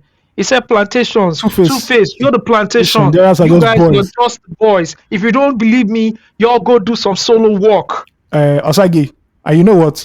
That's what puts the idea in the mind of the public that, fuck it, Two-Face should leave this group now. He's the nigga, true. Everyone's looking at Two-Face like, oh, this is the nigga, true now. I'm looking at the cover of Pass right now. And this cover doesn't get more hip-hop than it is, my guys. It doesn't get more hip-hop than it is. Remember the cover for the 2004 album? Lemigari Oku, the guy who used to design the man who used to design Fela's album, designed the album art. Nah, man, give it to Idris Abdul Karim. So I've mentioned LD, I've mentioned Idris. I want to go on to Rugged Man. Rugged, my namesake. My namesake. Let's give it to Mr. Steven. Although he added X to his name, to his Stevens, yeah. The impact of Rugged Man. Let's explain it right now. Okay, let me explain it right now. Who's like an upcoming artist who's just dropped maybe not dropped an album? Okay, remember like an Odumodu Black before he dropped the album, right? Think about it. Before Odumodu Black got signed to Native, imagine if he was taking on Maven. That is what Rugged Man. Yes, that's the scenario. Yeah. Odumodu Black before signing to Native, taking on Maven. That was what Rugged Man did in 2003, taking on Kenny's Music as a record label and staff. Well, you took on some people who had the monopoly on radio. Yep, they were not playing his songs on radio. You understand? Let's break it down. Kenny's music. So let me Kenny's let me music give you were more riding context. twin. Kenny's music were riding twin Hummers. Yellow Hummers. Kenny's music had up to 15 artists signed on the label, and then this guy came, not only took on their artists, and then called the record label bosses, "You selfish motherfuckers." This was the first time I was hearing something like that. The day I heard that, like he took on Kenny and Dion and said, "No, forget it, my nigga. You are the greatest of all time." What? No. You had, you know when they say moments like you had to be there. When they describe moments like you had to be there, you had to be there for the Rugged Man era. Peace of War, which was part 2, then Big Bros part 3. Ladies and gentlemen, right now, let's make some new friends. Let's make some new friends. High, low, middle places. Yes. You know what I'm saying? Rest in peace, OJB. I open my mouth and all you do now hit the floor. Defeat your rapper with lyrics. I wrote since 94. Because you get money, don't mean you run the whole game. Your navigator, don't mean say you're real in the game. Don't be all about fake hype or fake promo. Who the hell you think that you be? Sonny Bono, tell me Madola, you ain't straight like a ruler. You wear no crown, you don't have the tricks of a ruler. Those cats know what they're doing. It's real for the industry. It leaves space for others. Now so it's supposed to be, but you wanna hold it all, wanna have your cake and eat it. You selfish motherfucker, that's wicked. You better realize that nothing lasts forever. You might be winning now, but it can change like the weather. Tables can turn, fire can burn, deep in the soul, breaking your hole. But you causes what's making me bold. You don't fit stop my flow, you don't fit stop my shine. Nah, you can't take this mine. I know my time to rock this industry and rule. I am Rocky Man, I don't fear you. You don't fit stop my flow, you don't fit stop my shine. Come on. It doesn't go harder than this. You go after a corporation, the biggest corporation in the land, that was tied to the biggest private owned TV station and radio network in the land. One man, just in Surulere, he broke down monopoly and said, "Fuck that shit." Along the way, he took on Maintain also, that were very, very powerful. That were very famous. He dropped his second album and the album was way better. He took on Maintain and Maintain switched their whole style. They switched that whole shit. In short, they started making original music. When they made original, they not died. The group not died. Because do you understand? He took on Rasky first and said, "You are whack." Rasky dropped a better album the next album. I swear. When he dropped I swear everybody was making albums Rugged Man in their mind. Rasky left rap. He just said, "I go do Afrobeats. Let me just go." Took on Maintain stopped doing that thing they were doing where they were interpolating Afrobeats. Interpolating them from foreign songs. They stopped it and they went to do I said he sanitized the game. He brought sanitizer to Afrobeat to the game. He sprinkled it. He stayed on the bridge and sprinkled it and said, "Everybody, sanitize." You know, the ones that were catching fire were catching fire. You know the part I love the most? You know the part I love the most? When they now criticize him that, "Look, you have all these 3 records, nobody can dance to it, nobody can jive to it." And I said, "Okay, come and take Baraje. Come and take Baraje. Fuck everybody off." Everyone else is my nigga. But also, apart from taking on the establishment, I don't have a dance track. Move your body, make you shake that thing where you get. Music gets on your head. Dancey and Baraje, Omoge, bend your waist, go back. Move your body, make you shake that thing where you get. Let the music enter your head. Dancey and Baraje, Omoge, bend your waist. I make a come at you like this. Even if you truly hate the Rugged Man, you can't help but like this. I'm dropping this for the clubs, for the streets, for the parties, for people to shake their bodies. I'm in the mood to take spins, hit skins, place bets on my life, cause I know I'll win. That's not the main thing. Bang mother Thailand, from any city to any island. I am keeping it real like a slap to your face, like a sour taste in your mouth. Love to make the girls shout, make my niggas get down and straight hail me. Cause I come through creamy like Baileys. Ladies, let your man feel the texture of your gyrating hips on a dance floor. Get crazy when you hear this instrumental, and most definitely my voice is fundamental. Now the essential ingredient with it make my people never want to see the end. I'm blend with the trend, stay forever like culture. You better make a move cause I did watch you like vulture. Move your body, make you shake that thing. Come on, man. Come on, man. I want to say something from these discussions that we've had. Quick shout out to Joe Kenny. Shout out to Kenny. Yeah. Shout out to Joe Kenny. And And shout out to Simeon. OJB for producing it. And shout out to And shout out Simeon. to Simeon. That's the hook right there. I just want to say something that with this discussion we've had, and this is just like 5% of Nigerian hip hop. I think that myth of Nigerian hip hop doesn't have a rich culture should just end. Because if you decide to enter this thing where we want to talk like this or more, this is some Netflix shit at the end of the day, bro. Bro, let me explain it to you, right? Everything Afrobeat is enjoying now is this is the bedrock. Yeah. Everything just grew and blossomed from here. Yeah. It was hip hop that drove everything. Yeah. Like we said, most of the popular guys, they were all rapping. Banky, bro, Rapper. Banky on the first song of Banky's first album, right? He's rapping. Please don't trigger me. Now I can trigger That's you. still- that's still- I can. You know my jam. Osagie, let me It's let me not put a even- context that to what one- you're saying. You see, Let me put a context to what you're saying. I don't even think that's the album you're talking about, but that album too. Look at what we're doing on that record. Let me put a context to what you're saying. So from the 90s to the early 2000s, right? Yeah. The most dedicated music listeners you can find in Nigeria were hip hop lovers. Yes. Like what I mean is, like, I'm not talking about people who just like music randomly. I'm talking about dedicated music fans, like people who consume albums, magazines, like people were reading like the Ebony magazines, what they call it, was Source, people excel, like Nigerians were hip-hop. dedicated, right? hip-hop. These were the same people who they just switched the passion from hip hop magazine. and they saw a thriving industry. They said, these boys, they try you. And they took their attention. It was the same thing. Hip hop drove Afrobeat. It morphed. Because I was a typical hip hop lover. It was the same. It was the same practitioners, the same insiders, people. the same drivers. It just Same morphed. people. Look at even from the Keke Ogungbe to the Efemorigbe, all of them, to the All hip-hop. Olisa Dibwa, to the Obi Asika, all of them were hip hop lovers. Let me give you the best example. Let me give you the best example. All right. It was once known as the Hip Hop World Awards, which is now known as Thank the you. World Head. You know what? I'm done. It's a wrap. It's fine. I'm done. Hip Hop World Awards was accommodating pop. It was really fine. It was a We were just managing. We were managing pop before. managing pop. It's fine. That closes the conversation. There's no need to continue. So Rugged Man, boom. You know what Rugged Man did? Went on to do amazing things. Went into the war with Mode 9. He beyond even the Kenny's music thing. So the second battle was, guys, you need to put your mother tongue in this thing. Oh. Yeah. If you don't put your mother tongue in this thing, we're not moving anywhere. And guess what? And it was a huge debate. And we fought him. We fought him. Yeah. And we fought him. And we Personally, I lost. fought him. And we lost. And guess what? We lost. He was right. You know why he was right? He said, guys, Paul Play told me this thing. Paul Play. And we said, we still told him, fuck off.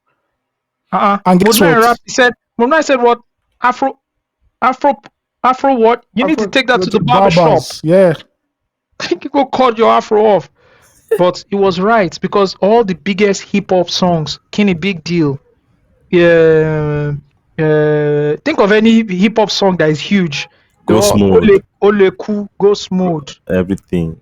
It all has your mother tongue in it. So shout out to Rugged Man. Also, Okay, one more thing for Rugged, that he played a strong part in Street Hop by aligning himself to ID Kabasa and Nice, who basically pushed out Street Hop in this country today.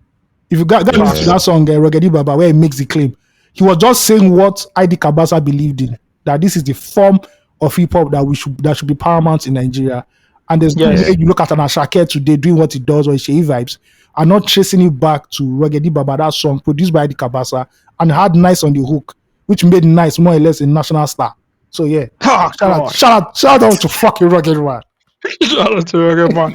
Because if you want to tie the lineage of if you want to trace the lineage of Ashake, if you pull it back to ID Kabasa. Yes, no.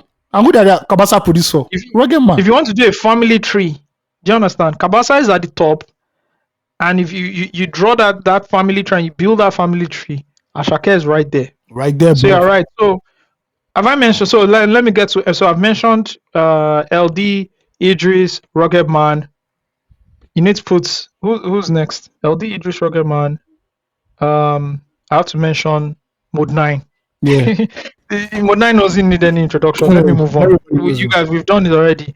Then of course after that we've also mentioned Emma Abaga. Yeah. Also we've already broken it down. Genius, you know.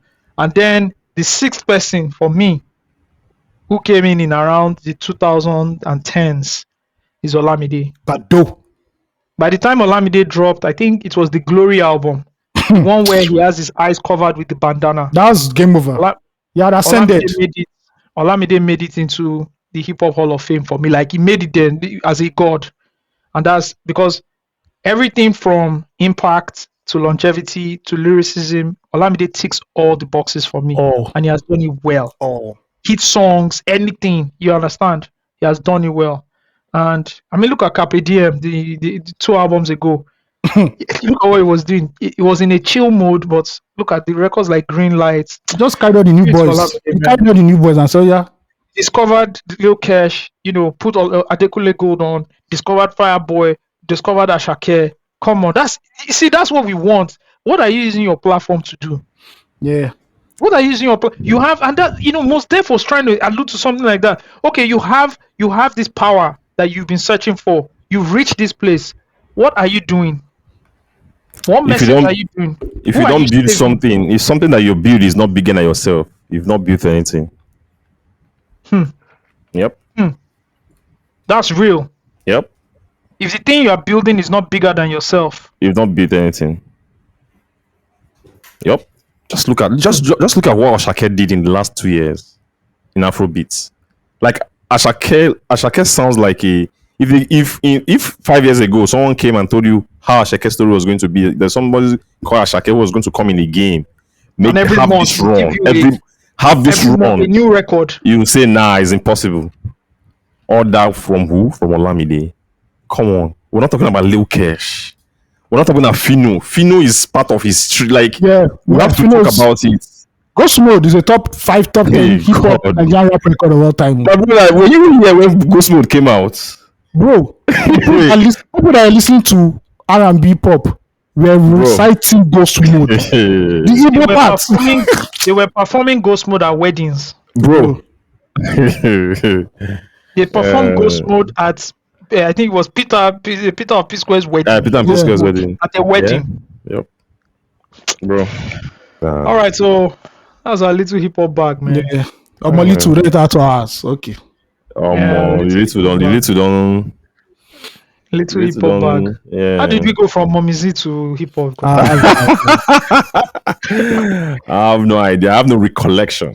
You have no recollection. All right, let's talk about the lady who was crowdfunding for money, which is a very good topic, right? I don't know. Yeah, it is actually. We've kind of discussed stuff like that. So everybody's clowning the lady. Yeah. I have no problem. So who's the lady? All right, backstory. Let me go and pull the tweet up. Yeah, no problem, my bro. I got you. So there's a lady who once tweeted, would I say condescending remarks? No, she shared her opinion about people who have to crowdfund to travel, whether it's school or whatever, right? And in her words, she alluded to it being.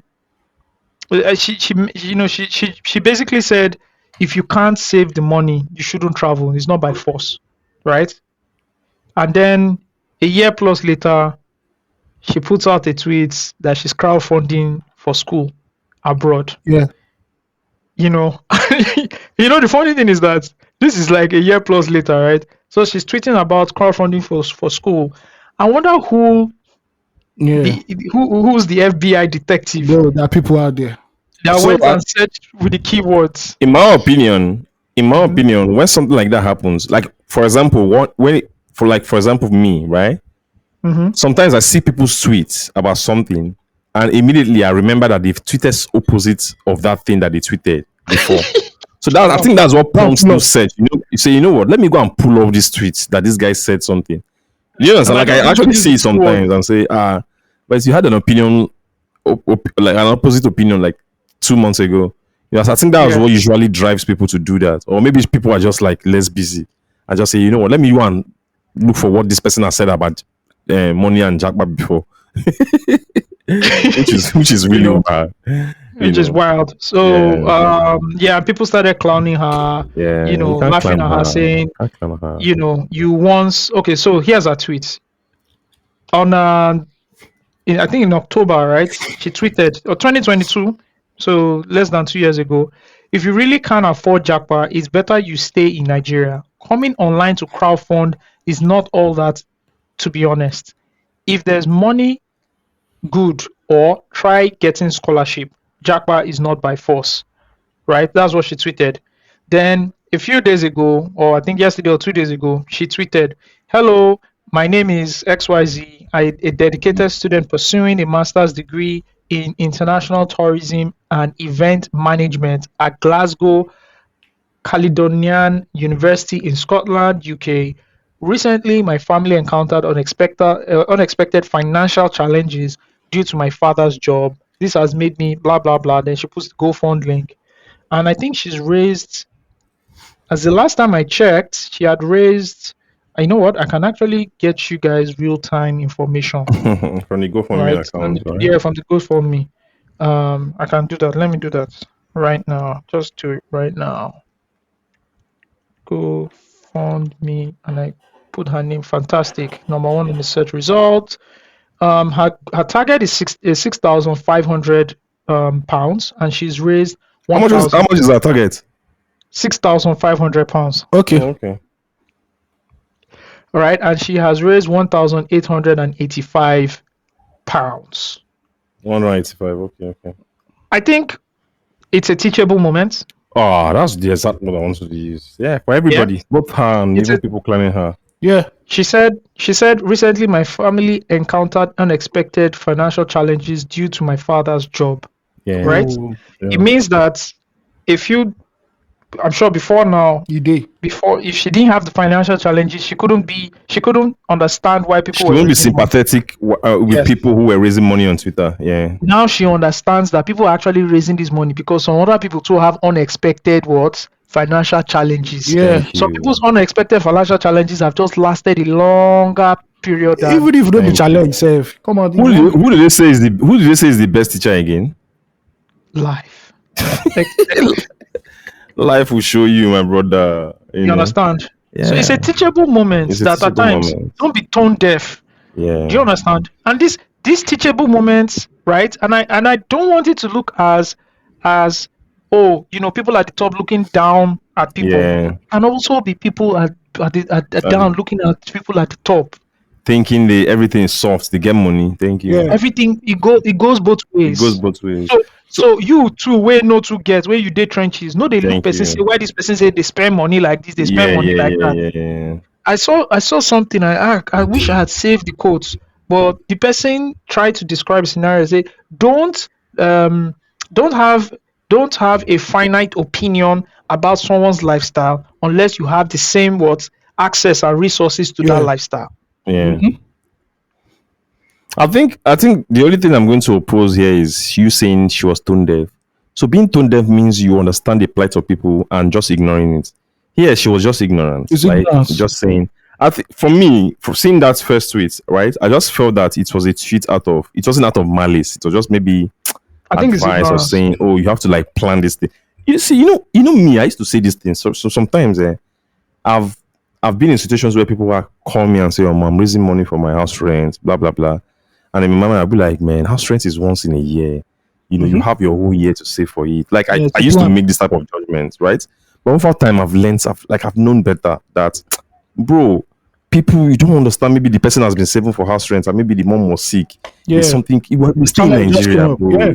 The challenge just came up. So me, I've been in situations like that where I've judged wrong, I've judged harshly, and with time, thinking back, I was like, oh, I shouldn't have, thought that, So I think I'm guilty of that too, just really judging people, and it's just a teachable moment to just, be kinder to people, just make people live their life. No matter how you just think about it now. How are people crowdsourcing on Twitter? How is it affecting your own life? Yeah. Do you understand? Mm. So sometimes if I want to tweet something or I want to have an opinion, I ask myself, how does this need to affect me?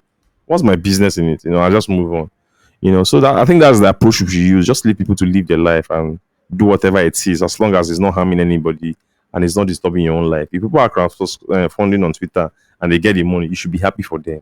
It's not easy for anybody. Now Nigeria we dey now. In the last 2 weeks, people's wealth, right? The money that people have in their accounts have lost value for over almost 5%. This country does not make sense. We can't be judging people like that. Do you get?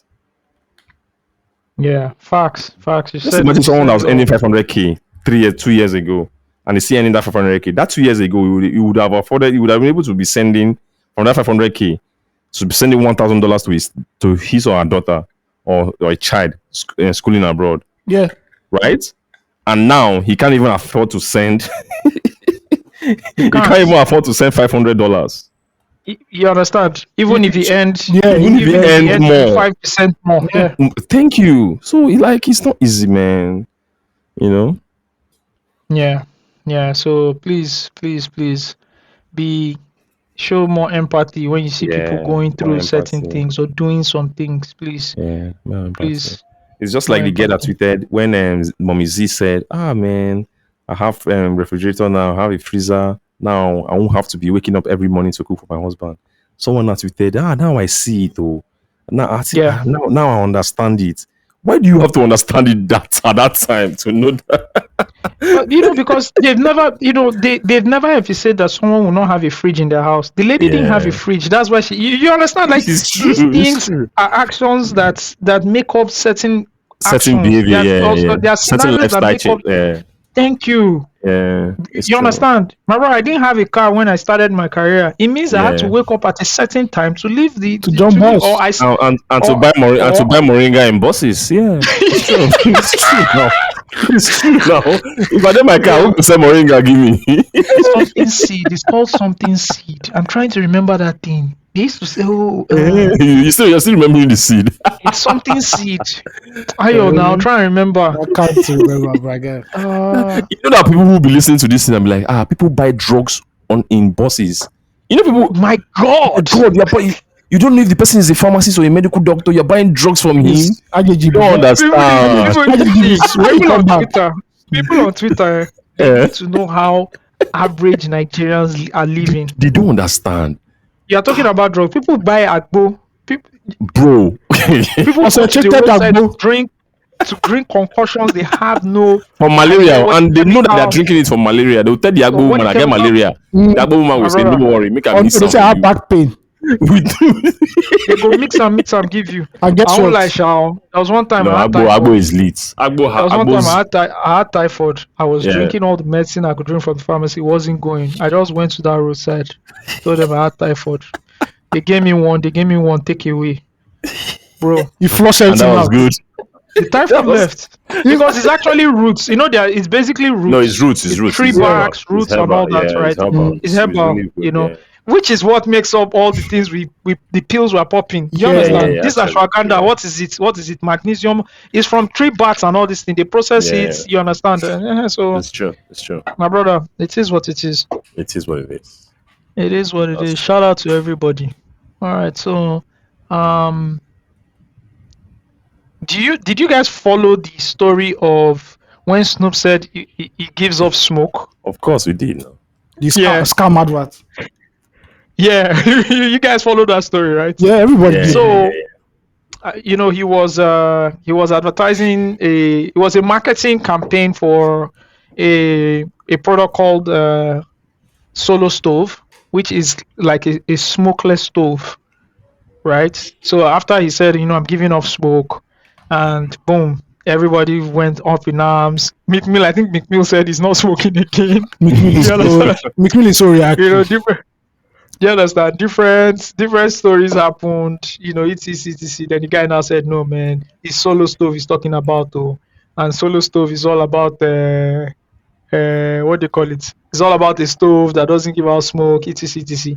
So I saw a story recently saying that the CEO of that company who approved that marketing campaign has been fired because, not campaign, the ad has been fired because, It didn't generate. It didn't generate. the campaign didn't do it. Guess what? They gave him all the smoke. All the smoke that you don't have, they will give it to you. That's the name of this. That's the name of this episode. All the smoke. All the He smoke. gave him all the smoke because the campaign didn't do well. And it led me to think about all the times I've worked in fintech for quite some time, and I've worked with other people who also work in fintech, especially the marketing team, and it has just led me to think about all the times either myself has been in positions or people I know in marketing departments, I know in fintechs, have been in positions where they just have to do some campaigns because they feel like Oga said we should do this campaign, or it's an Oga driven campaign, or the campaign doesn't really make sense, and they don't give the marketing team enough time and the patience to actually build, whatever the goal is, to build the customer base or acquisition or retention, whatever strategy you're pulling for. There's no patience. Or because you also work in the digital space, you want to leverage on traditional media, and then everybody's asking you, but how are we going to calculate the acquisitions? And I remember being in one session where I was saying we had to put a billboard up. I think it was on Third Mainland or somewhere. And my guy was asking me, okay, well, how am I going to know how many people downloaded impressions? the app? How are we calculating the impressions on the Milan Bridge? If you ask me, so they mumbled up advertising, they've mumbled up PR, they've mumbled up publicity, they've mumbled up everything together. And that's why most of the marketing team, they just say, let's just go digital because I don't want any wahala at the end of the day and all that, which is very different from, and if you want to learn marketing, if you are listening to this and you really want to be a marketer, I think you should go and work in the FMCG space, right? Because they understand what marketing is and they understand it, especially offline marketing, because that's where, especially now in Nigeria, that's where they get most of their markets and leads from. Absolutely. That's a great place. Then from there you can then go digital if you want to and all that. But if you want to go digital, then I think you should go more into product marketing and all that. But if you want to really learn hardcore marketing, I also don't think there are enough digital marketers out there that have an understanding or a 360 view of marketing in the fintech space. Right, I think everybody's centralized into something, whether it's product marketing or it's just ads and performance ads. Or I'm really locked in on one thing or the other. Or I'm locked in on growth. Or I'm locked, which is also another thing. You say I'm looking for a growth marketer, and a lot of CEOs call me, reach out to me, Osagie, I know you're in marketing, blah blah blah. I'm looking for a growth marketer, and my question to them is: the word growth marketer is very phantom. What are you looking for? What are you looking for? What are you looking to achieve? Oh, this is what you're looking to achieve. This is the kind of person you need to hire. Yep. Because growth marketing is very contextual. It's encompassing now from business to business. Yeah. A growth marketer in a digital media company is very different from a growth marketer in a B2B company, which is very different from a growth marketer to a B2C company. And again, what are you looking to achieve? Are you trying to do gamification? Are you trying to, work directly with your sales team? What are you trying to do? And that's super important as well. So that word growth marketing, when someone says I'm a growth marketer, I'm always very suspect of the person. Buzzwords. But the thing is that in 2024, I understand the need and the reason for having to track the cost of acquisitions of any ad or any marketing campaign that you want to do. Which is the question where people have over OTT advertisements, right? How do we track it? It's a very important question, because if I'm spending that much money on it, how do we track it? Yeah, but there's a way to track it now. You then do after you what do you call it? You calculate for ad recall, or you track ad recall after 3 months. You understand? The problem is Oga does not want to, or the budget. The budget doesn't want to cover. It's a long process. It's a long and detailed process. People don't want to go. If you want to put a billboard somewhere, that billboard has to be there for 3 months, and then you can run it there for 2 weeks. You run a survey, and then you run your survey, right, with the people that go through that place. And then your survey is, the goal is ad recall. Oh, when you passed here, did you see this kind of ad? What other ads did you see around this place? What did you think of the ad? Can you remember what was? Do you understand? Which can then lead you to now start looking at, okay, where is my equity share amongst the other people playing in that space? Now that you've talked about survey and research, research, it makes sense that you talked about the FMCG, because any marketing research material that you read from Nigeria comes from the FMCG space. They are the best at it. Are My the wife best has at worked in that it. space. They are the best Yeah, at it. they're the best at You it. understand? If you want to really learn, go and work Yeah. there. Yeah, Go and work in any there. Go and marketing work in research. Diageo. Go and sell alcohol. Yeah, any marketing research material that is online in Nigeria from a Nigerian context is from FMCG space. Go and check it. Go and Next sell week. Pampas. Go and check it next week. Write to me to say that I'm lying. Write it. Go and check. Anybody should go and check it. You know, Absolutely, 100%. It's true. It's true. And I'm sure what made you do this? You did a lot of research and search and everything. Yeah. Because I'm looking for like answers and responses. Yeah, like things to do. I'm looking for ways to do. Also I'm in fintech too, and it's hard. It's difficult. So I'm do you know why? searching Do you for know why answers. you're only seeing FMCGs? Yeah, because they are the ones who are actually doing the working. Yeah, they're the ones who are actually doing the work. And what happens when you do the work? You bring out materials for people to learn from you. And it's true. And it's also part of the thing. Part of my biggest how do I put it?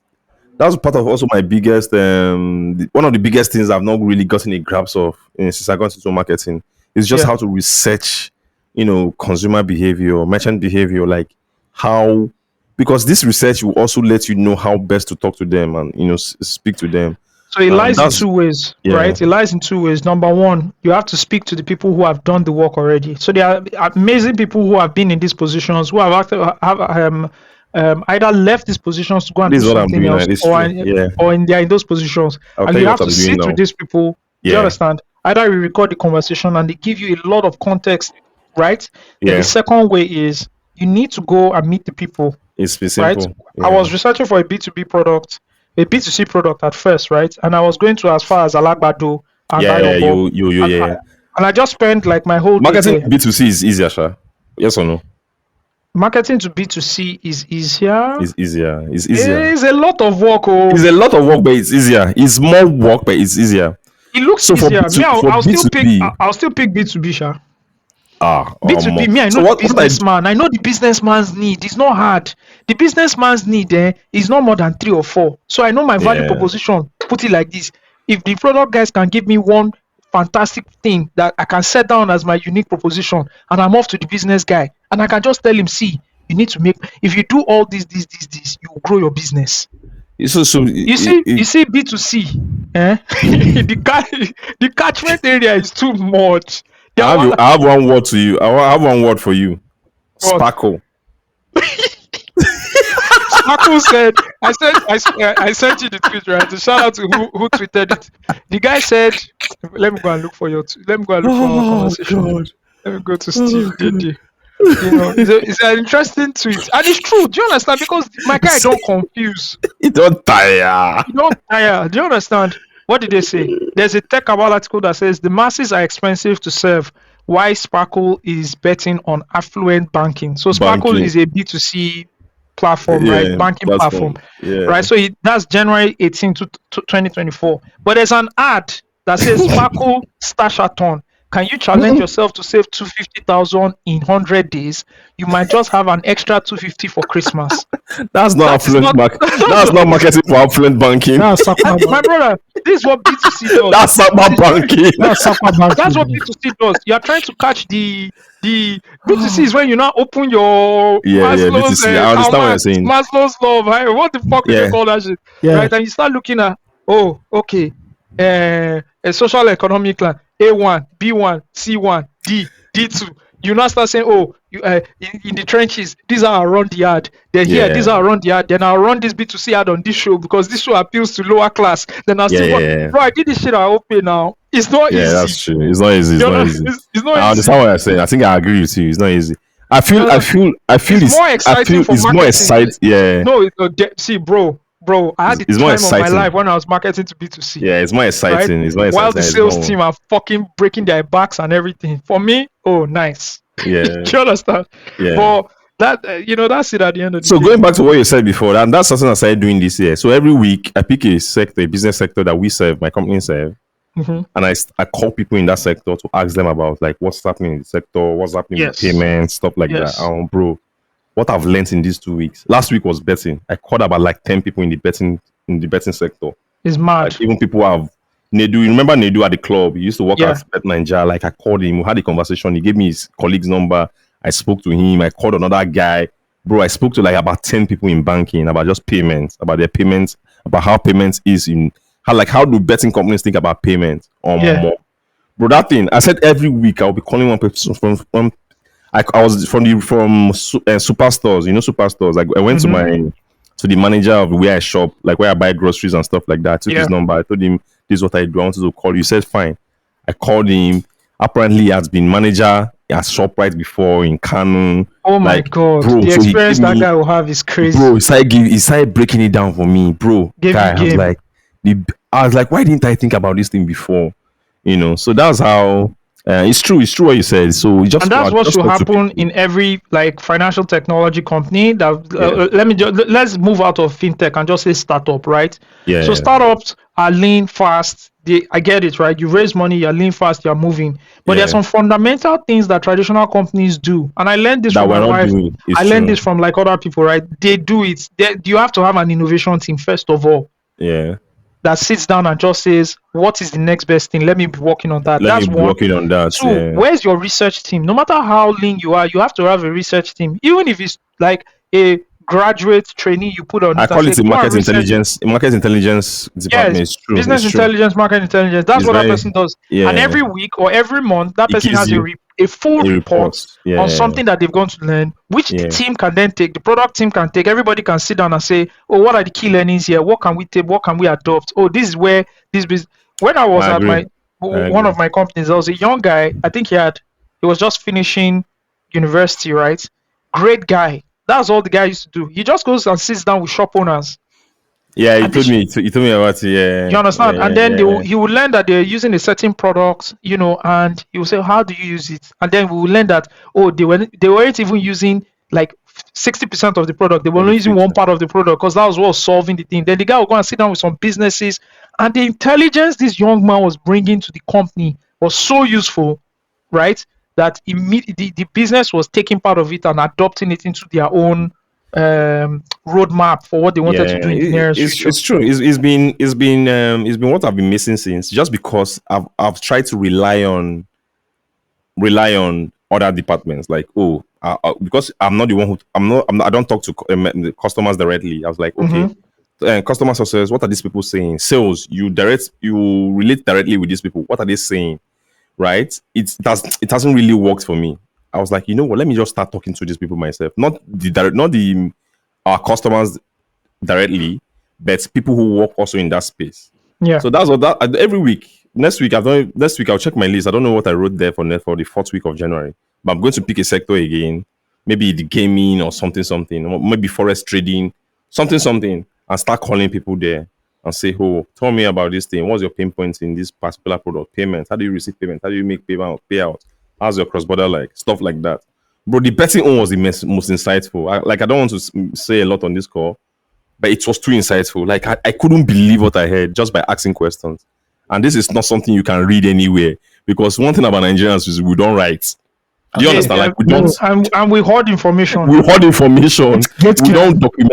document things a lot, So yeah, it's true what you said. We just have to talk to. And one thing also, we start off, because we're also digitally inclined, we think we can do everything from the computer. We can do everything on the internet. We want to like do research on the internet, do surveys. Survey is another thing. People just fill forms quickly and just move on because they're not really invested in it. I don't know if you understand. So I also feel like the teams don't have enough data analysts who actually read through the data and then see the patterns and build the visualizations to share with the business team. I don't think that's happening enough. And I think in the next few years, I'm seeing a lot of people go into data now, right? Yeah. Go into the field of data in Nigeria. I'm seeing more people there. Before it was, I want to be a product marketing, or I want to be a product manager. Now it was sexy. I think everybody, a lot of people, I see people now moving into like the field of data, which is great. It means that more companies can hire, people from data, and then they can outcomes, predict behaviors. I just see what's going on, and I for like startups that are pushing like financial fintech apps, right? I like to see more gamification. I like to see more, more. I like to see more exciting things. I see what like other platforms are doing outside Nigeria. I want to see more exciting, and that can only happen when you have access to data. Yeah. So shout out to them. Let's do some AFCON, guys. Let's do some AFCON. What's that? The Africa What do you know Cup about of AFCON? Nations. Oh Aren't you man. going to wait till we win it before we just start talking? Because we're winning. Because I have so many things to say. Osage, don't please, When- don't when we win it. Don't encourage. So Let's just ignore him. Let's ignore him and let's go into AFCON, please.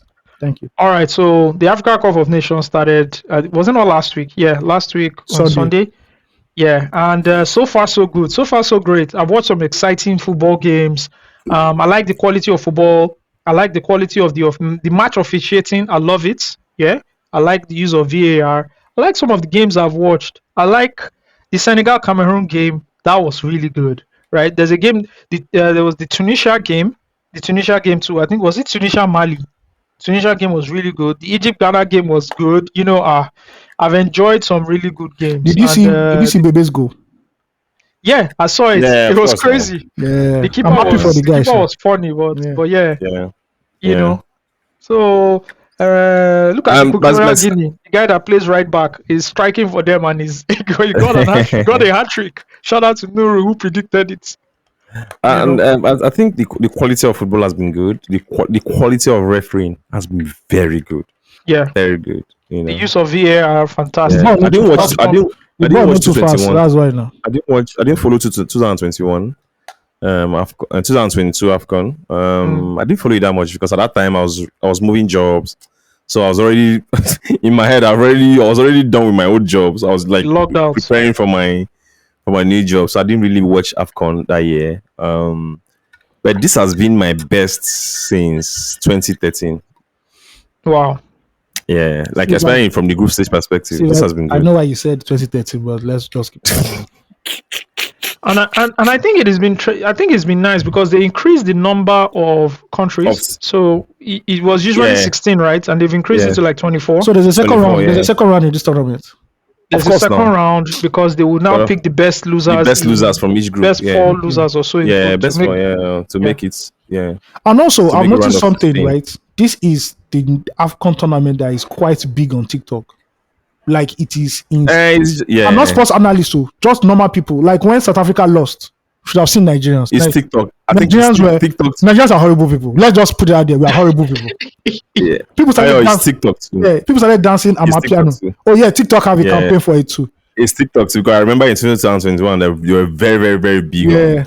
And Nigerians started coming out to start dancing Amapiano and now saying, "Look at Bafana." Or when Ghana lost. It was just like, bro. I want to say that the social media platform that has the grasp of that is in control of what is trending on the app, who's viewing what is TikTok. Yeah, TikTok knows how to curate. TikTok themselves knows how to curate their platform. Yeah, to give you what is trending, especially tied to an event. So now that there's joined the AFCON, they will make all AFCON content very, very, very visible to everybody. That's true. And give them a lot of eyeballs and stuff like that. So TikTok knows how to do that a lot. Yeah. Shout out to it. Well, do you think the Super Eagles have what it takes to get to the final and win it? Steve? I think there's no. Okay, I always say this about this tournament about the Super Eagles. There's no team in this AFCON that can touch the Super Eagles. That's all I have to say. Shout out to the Super Eagles. Yeah, but Guinea-Bissau touched us now. That is just a fluke. We're not serious. We're just trying to figure out the tournament 1-1, normal level. All right. Which other teams do you think have what it takes to get to the final? I'm scared of Senegal, but I think the defending champion course will happen to them. I hope so. But Morocco has actually been a very, very solid team. Which team is Amrabat from? Amrabat from? That's Morocco now. Morocco is looking sharp. Those niggas are looking sharp. Morocco is looking sharp. Very sharp. Man. Yeah. When was the last time Morocco won it? It's been a while. Yeah. Yeah, I can't remember when Morocco won. Ghana should forget it. Who won 98? Who won 98? Egypt. They defeated South Africa in the final. Oh yeah, that's true. That's true. See, let me tell you something. That ban that happened to us in '96 and '98, it robbed us of a lot. We would have won that. Yeah, two AFCON titles now. Easily now. It robbed us of two AFCON titles. Two AFCon titles. South Africa '96. Yeah, we would have won that one. For beats everybody. Can you imagine the Super Eagles in '96 fresh with the Olympic squad of the USA '94 team? No, that team would have come. The tournament would have happened before the Olympics. Yeah. The Olympics was in summer of Oh, '96. okay, that's true. Yeah, that's Oh, something yeah. that would have been winter. Okay. Yeah, Okay, so in '98 would have been more representative of of the '96. Yes, that's true. '96 and '98, but yeah, still there's still Yeah. '98, the '94 boys were already going on Russia, but still. Yeah, yeah. It would have been a moderation. And that's why we hate South Africa today. Like football wise, that's where the rivalry with Nigeria and South Africa started. No, there's no because of rivalry. what we Still, usually there's say. no rivalry. It's in their mind. There's a rivalry. There's no rivalry. They've not won us in a competitive match. I think they should not even bother at all. You can keep on my piano, but you see this music where we did this football, this thing. Hey, forget them. Yeah.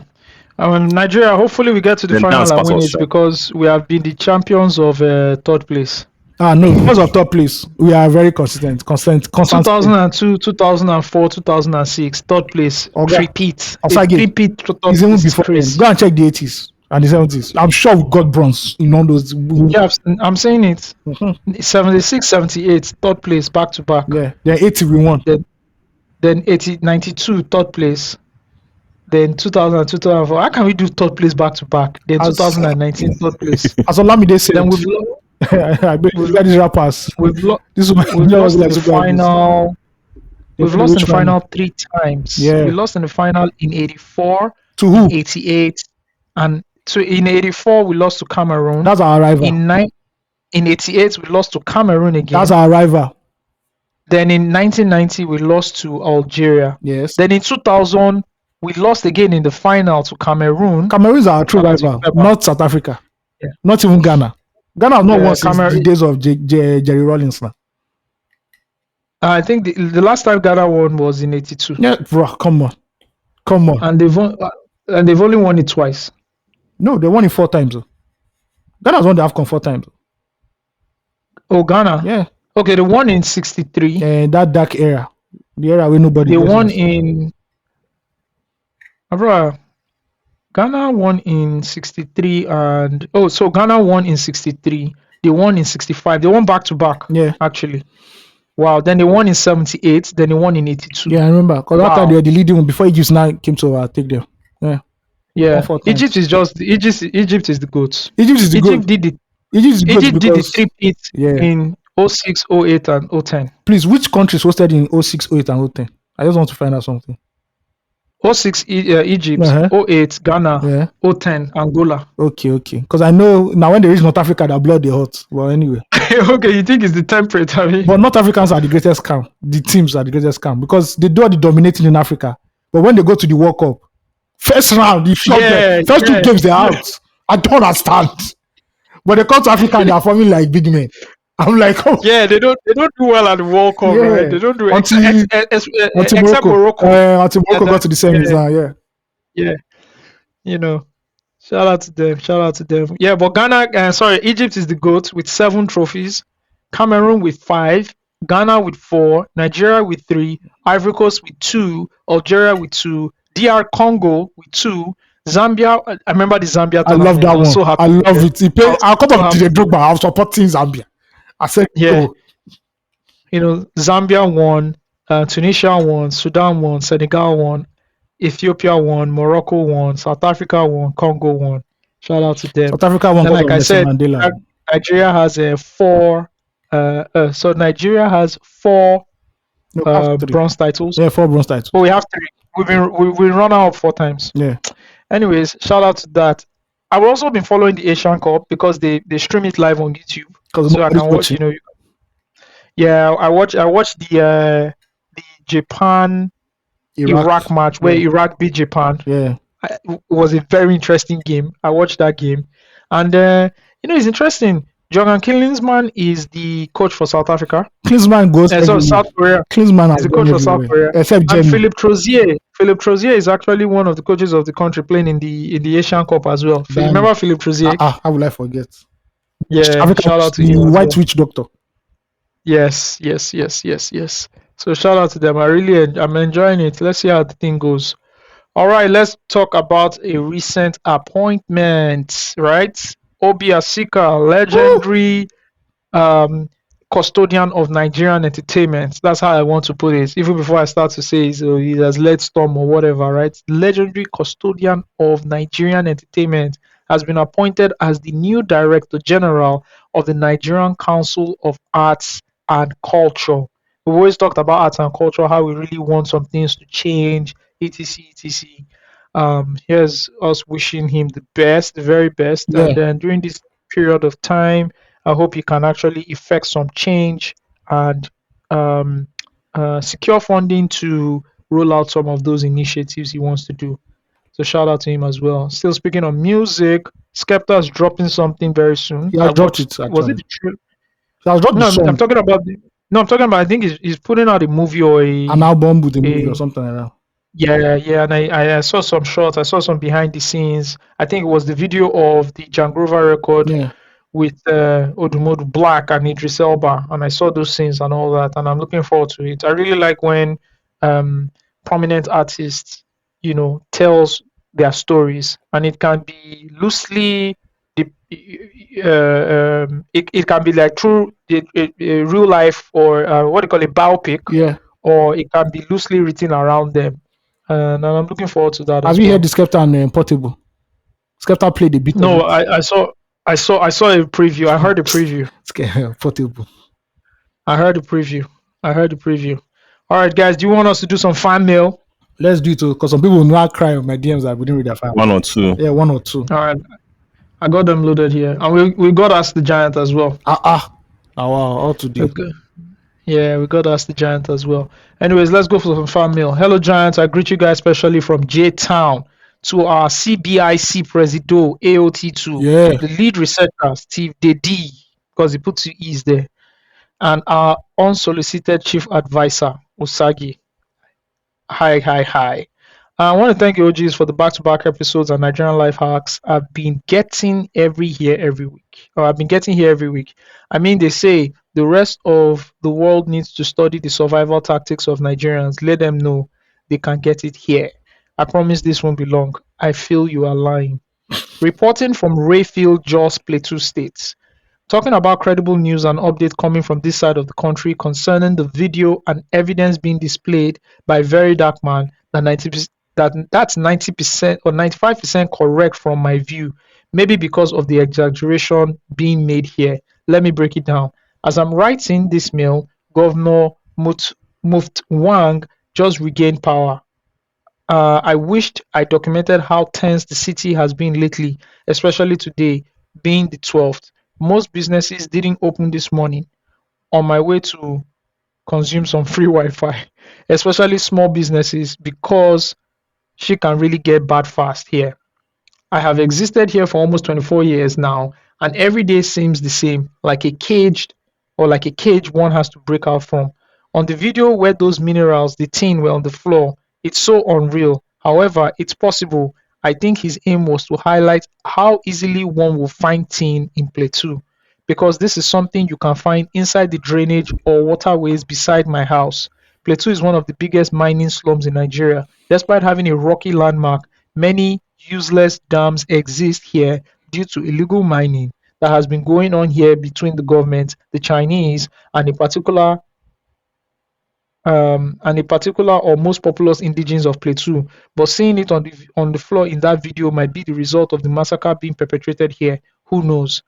Being born and brought up here, almost 20% of the indigenes here are Muslim, and I went to boarding school with the Boko's Muslim guys. So pushing the narrative that ethnic cleansing is going on in Jos has and will always be moves of the media and the main players pulling the strings in Nigeria to create distractions while they do what they know how to do best. Every Plateau man knows a political figure, so almost everything at his side is politically influenced. But being perceived as religiously driven, which has been on for over 2 decades as I existed here. I hope this wasn't too sensitive or took too much time. Finally, as Boss Osage advised to do, I am reaching out. I am also struggling with an identity crisis, which might be wired from Zenilinia. I mean, hustling between, I think it means like Gen Z. Is that what it means? Maybe. Gen I don't Z know. I don't know. I mean, hustling between different jobs from an early age can do that to one. I've gotten a car, that's my laptop. All I need now is the fuel to take me to my destination. Data money basically to keep me afloat because one, I school and study online, and I also am trying to get into tech from the trenches, and it hasn't been easy or encouraging. Okay, so this young man goes ahead to put on his account number. I wouldn't be I would discuss with the team. I said we wouldn't be throwing everybody's account number here because we don't want to turn this into something else. But if anybody reads this or listens to this and they feel compelled to help this young man, you guys can reach out. You know the email address already. It's fanmail@loosetalkgiants.com. And if you guys reach out and want to help this young man, please send us an email and then we'll send you his account details. All right. Next fan mail is fan love plus two tiny requests. Hi, Ayo, Osagie, and Steve. No need to keep me anonymous. Just wanted to drop you a note expressing some love and a couple of requests. I appreciate what you guys stand for, and I've learned a lot listening to you since 2019. You are one of the reasons I moved back to Lagos to experience the madness after living as a kid with my parents. Steve, how do you feel that because of what you said, somebody left where they were and came back to Nigeria?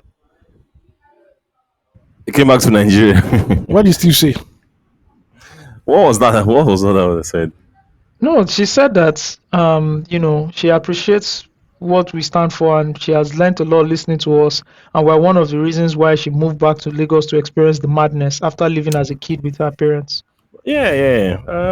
Obviously, she didn't grow up here now, so coming back is nothing. It's fine. It's fine. It's fine to experience. Like that's part of life. Experiencing new things, moving away from where you familiar terrain to go into a new place. It's just part of what life is, and I'm happy for her. Amazing. I love it. While I'm usually shy about writing fan mail, I need to humbly request for something. You expose us to a lot of music history and perspectives every week, and I feel like all of it shouldn't be lost to time. If this doesn't exist already or is in the works, I'm seriously begging for loose talk curated playlists. Ayo, that's on you. Sorry, playlist again. You people want playlist? We'll do playlist. Yes. Okay. Loose talk curated. What did we talk about playlists. today? Rugged, mode, all the likes. All right, we got you. All right. So Ayo has said he will start making the loose talk curated. Yeah. How many? How what's the frequency of the playlist? How many are you dropping a week or a It month depends or a on year? how much. Anyone we talk about, I'm going to update the playlist. Okay. Yeah. I think they even want like separate playlists before you even start updating. If people like free to. Okay, no worry. Don't worry. All right. So Ayo has committed to that. I feel it's important to archive all the important eras, artists, and slept on discographies, especially Nigerian hip hop or even obscure artists from the north. I'm very open to collaborating with you as I curate playlists thematically just for the fun of it, and this is something I would pay for if I could afford it. The episode where you briefly discuss Fino and Olamide's Two Kings. Steve, this is that album. That's the album, no. Fuck They Ayo, man. put Fuck Ayo to shame. They put Ayo to shame. All right, the episode you briefly discussed, Fino and Olamide's Two Kings, sent me down a rabbit hole and I didn't know existed. And Mode 9, I remember him from my childhood, but I'm not sure where to even begin. You can get all of Mode 9 stuff on Bandcamp. He doesn't put most of his albums on Spotify or the other DSPs. It's on Bandcamp. Just go to bandcamp.com/Mode 9 and you get like everything is there. Everything. And I think you can buy everything for about 100 and something pounds, like 23 albums. Everything is there. My second request is on a more personal note. I'm currently knee deep in a postgraduate degree in user experience design in the UK. I'm working on a major project and I would love to hear your thoughts on the direction I'm taking. I want to design a Nigerian centric archiving mobile app similar to Google Arts and Culture, Encarta Knowledge or Encarta Kids that seamlessly organizes diverse archive materials. The major objective is to positively influence perceptions of cultural heritage from the past and present. In my secondary school, no one did history because it was optional. I can only see secondary school teachers using this app to educate, but it doesn't have to end there. I'm thinking of features like interactive storytelling and timelines, that can allow users to visually time travel, gamification to boost engagement, user generated content where people can tell their own histories in a controlled manner. Basically, like surfing an interactive encyclopedia about Nigeria. I worked in a storytelling and consumer insight lab in 2022, and my experience then was influenced by my ideas now. I also heard someone pitch a history archiving podcast once through LT Fan Mail. Yeah, I actually went on to have a meeting with the young man, and right now I think he's doing some research, Okay. so he's going to get back to us. I recently listened to Lyrics Chief Initiative, as well as Osagie's opinion on how concept of stories need to be replicated in diverse formats to start a spark. I envision an Afrobeats category in an app like this being an interactive version of Ayoshonaya's Netflix documentary, for instance. Now I want to know how you feel about it and how it will translate into your respective industries. Is this something you would see yourself using, and for what? Thank you for your time. Absolutely. I remember slotting in the Encarta Encyclopedia back at home in my Yeah. home PC and going through like all the pictures and playing the sounds and all that. And it was such a an experience for me, just learning about new things that I had no idea because I had not read the books. So if you can do something like that and you can put it and host it on the web that people can go and experience, I think it's amazing for like a lot of young people and that they're trying to learn about their culture or learn about the specific thing. I think I should also, do an intro with you and Fuad Lawal because he's also done amazing work with, archiving what he's done there. So you guys can either collaborate or share ideas and you can really, form your thoughts in which direction you want to go. So yeah, you can hit me back up, send me an email again, and then I can do that intro. All right, we have one more fan mail before we go into Ask the Giant. This is called The Pipeline.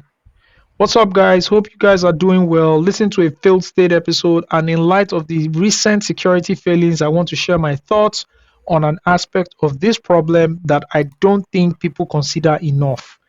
An individual scarcely wakes up and commits murder or orchestrates a kidnapping as their first crime. Criminality is often a pipeline. There is almost always a time difference of months, years between when an individual decides they are going to do something illegal, when they commit the first crime, and when they commit a murder, for instance. The job of proper policing is identifying people who may commit these crimes by interrupting the pipeline and or foiling attempts. Here lies my issue with the Nigerian state and her approach to security. There are well-known risk factors for participation in violent crimes. Three of the most risk factors for engagement in violent crime include poverty, absence from school or expulsion from school, and growing up in a dysfunctional home, e.g., in foster care, single parent home, or on the streets. What Nigeria has managed to concoct in the last 8 years is a perfect storm of all three. When you combine a poverty capital of the world with the most out of school children in the world, what you have is millions of people who become ripe for criminal acts in a couple of years. The education system is where people gain the knowledge and skills in a normal place to be useful in a labor market. When you have the most out of school children in the world, they become almost unable to be gainfully employed between 18 and 34. To further contextualize this, Nigeria has an unemployment rate of 33%. This is from the National Bureau of Statistics, Q4 2020. That means when you woke up in the morning, when you wake up in the morning, one out of every three people of working age in Nigeria have to either depend on somebody else, that is beg, or commit a crime to eat today. This is the biggest issue as far as I'm concerned. Due to this combination of poverty, absence of schooling, and a dysfunctional family unit all over the country, Nigeria is currently producing criminals at an incredible rate. Unfortunately, as long as we keep producing criminals faster than we catch them, crime, including violent crime, will continue to rise and quickly and quite frankly, where we are doing a very bad job of catching them. It's very simple maths. Our economic situation is a security risk. Our education problem, especially with out of school kids, is a security risk. All those kids you see hawking, begging, wandering the streets during school hours form security risks. as long as we do not treat this polity as a security problem, we are not going to make it out, as we will continue to produce criminals faster than we can catch them. If 30 kidnappers are arrested in a certain month, how many people do you think have made the decisions to start kidnapping in the same month in a place where 120 million people are living in multi-dimensional poverty? Apologies for the length of the mail. Don't apologize. Please don't apologize. Thank you. Omo, this articulates what we have been discussing in the last week and captures it very well. So you know that they've rescued those girls and the other family. Yes, the updates. But guess what? During the same week, there have been other like 4 kidnapping incidents in this country, or 5. So as the police is or the security forces are trying to rescue some people, there are other kidnappings going on, and we cannot. It's not a visible strategy to not say you're chasing every kidnap case. It has to be stopped. But how do you stop it? Like this young gentleman said, or young lady said, we can't. My problem is, why did the police then get gingered all of a sudden? Because do you understand? Because I saw the amount of guns they put them seized. on. I saw the amount of firepower and artillery they seized, and I'm just like, so why didn't you just do this since? Why do you always have to be? What's the fire brigade approach for? Why do you always have to be reactive? It wasn't the police. I don't know. Soldier. It was the army. But allegedly, those people paid the ransom before they were released. Though that's what someone said on Twitter. But they come out to deny that. I saw the reports where they denied that. No ransom was paid. That the Nigerian soldiers were the ones that released, that freed them. Oh, Nigerian soldiers. Yes, Nigerian soldiers, not Nigerian police. That's what I'm saying. Let's differentiate, please. I'll believe. Because police now, I know they pay the ransom. I know they pay that ransom. But soldiers, yeah. Man, kidnapping. I have my dad's nephew, right? My dad's nephew. One of my dad's nephew traveled. I don't know if his nephew or so. I don't know the relationship, but it's from our quarters. It's related to my dad. He went for a funeral in Imo State 2 years ago. That's 2022. From Asaba, and was kidnapped. He only made a call once, and that was it. He has not been found dead or alive. He has not made another call since then for 2 years. For 2 years. I always think about that family and what they're going through. There's no closure. There's no closure now. My mom came to Lagos because she was traveling, so she came to Lagos, and she has been with me for like a week. And we're having that conversation. She brought it up again. I'm like, man, this family, how are the family coping? No closure at all. There's nobody to bury. Nothing. They don't even know if he's dead. Damn. God. See, kidnapping is a terrible crime. I won't lie you. Like armed robbery, you can even rob somebody and leave them alone, right? The kidnapping is such a terrible. Oh man. It's sad, sha. Yeah. Our condolences. Yeah, man. Yeah. And it's right. As long as we don't tackle these 3 things, right? Yeah. That's what's causing this whole wala now. It's not as if Nigerians. Have you been at Lekki roundabouts? Osagie. Third roundabout. Osagie. At night, traffic. Lekki is a popular place. In my area at night, right? There is no day where young men do not come and meet me and say, bros, please money. Yeah. On Friday, I even had to give one young guy. This guy could not be more than 16 or 17. He said he had not eaten anything today. That his mother is hungry at home too. I had to give him the little change that I had on me. If that boy tomorrow decides to carry a gun and start robbing people or start kidnapping people, you say they are bad. But this the worst person to beg money like that. Yeah, but these people are the victims of a failed state. Even all these area boys that we talked about, that area boys have taken everywhere, is victims of a failed state with institutionalized poverty. These boys did not finish school, or these people did not finish school.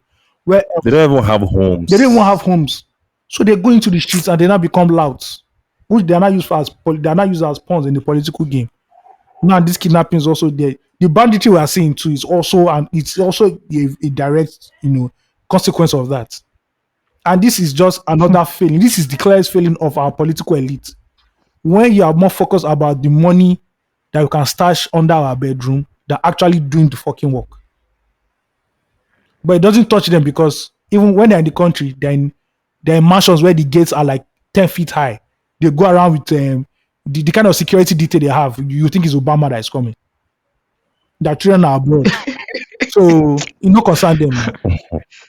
Like you said in the group, and there's a time where we have to privatize security, like they do in South Africa, where you can actually, your house alone is even privatized by a particular security outfit. We'll still have to start privatizing security in this country.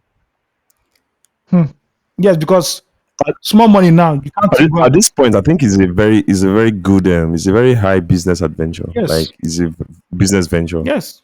Is a high, like it has a high success rate, especially in Nigeria. A security outfit. How many people can get Mopo security, even if you have the money? Because I've been in a case, even in Delta State, this Christmas, where I wanted to help somebody who came in, and one of our growing up who just came in and was looking for security, Mopo security. I tried, our usual contacts from guys I know in Delta State, and Mopo security was even scarce in Delta State in December, because not scarce. They were booked. That's what I'm saying. That's why they were scarce. Like, they were fully booked. The guy replied you, booked and busy. Booked and busy. And I started thinking about it. What's the requirement to set up a private security? Because the only private security agencies I know in Nigeria are those ones who man gates at events. No, these ones have to be able to carry arms. You understand? Like, what are the full security, like with guns, permission and everything? How do somebody get to it? Because I think it's, you can just go and do recruits, train people. That's what happens in America now, right? Yeah, even the governments use private contractors. Yes, for Libya, like you want to go and do something like construction job in the war-torn area where they are. They won't take soldiers. I think it's something. It's something I'll even go and Google. I think so. Can you imagine? I think. Can you imagine mercenaries coming to Nigeria and just setting up, security outfits like Israeli, like Americans who are like war veterans? It will make sense. So you know that every month, your small 250 will give you 2 bodyguards that carry AK-47 everywhere. Even if it's one, so that's where we're getting. One of them is better than 5 Nigerian police. Bro, isn't that where we're getting? See, the Nigerian state doesn't want to give us security. You privatize electricity. It should be the next thing. You solve water for yourself. Even estate security now go donate to OPC. So now, personal security, my guy, what else again are we waiting for? We are on government now. In all estates now, they're trying to contribute money for the road, the bad road. Not local government, people in the landlords. Okay, you landlords, you have money to build house, so you come and give us more money to do the road. Simple. It's a huge business venture. So in 2027, when I come out and say I'm not voting, you people now say, well, I'm patriotic. The government is not doing anything for me. Why will I come and risk my life where somebody will not come and slap me or beat me because I look like Igbo, or they say I'm going to vote for another person? When I can be in my house chilling. Sucks. I'll send you a proposal so that you can fund. You can help me. I can chill with my bootstrapping for. Yeah. I'm bootstrapping for a company like a business like that, so that you can support me. Just how much will you give me? You wait first. Just make sure your recruitment is better than the police academy recruitment. Of course. No, I'm not using former Curtis. I'll use former Curtis as scouts. Not as security person. These ones would have gone to like Desert Storm, Libya, Iraq. Yeah, you have to have that. You have to have that. You have to have like 2 wars on your CV, either Iraq or Libya or Ukraine or some or Sambisa, because those Boko Haram boys, the videos I see on TikTok, bro. Yeah. Or Sambisa, you have to have. They are on social media. They're on TikTok. They're on TikTok. Nigerian Army is number one. One of my number one source. Nigerian Army on TikTok. Nigerian Army is on TikTok. Bro, it's wild. They will show immediate gunfire. Somebody will bring out his phone. Gunfire. They'll go on live on TikTok. They'll go on TikTok. So we are shooting right now. Kill the bastards. Kill all the bastards. I said now. You have to have two wars on your CV. Either Libya, Iraq, or Sambisa. Yeah. Anyway. to protect people in Lagos. Now, so the team bad. And now everybody should start CCTV in their area. All your from your estate now, CCTV should be everywhere. That's the big way now. Because they cause of kidnappers in River State because of CCTV. Yeah.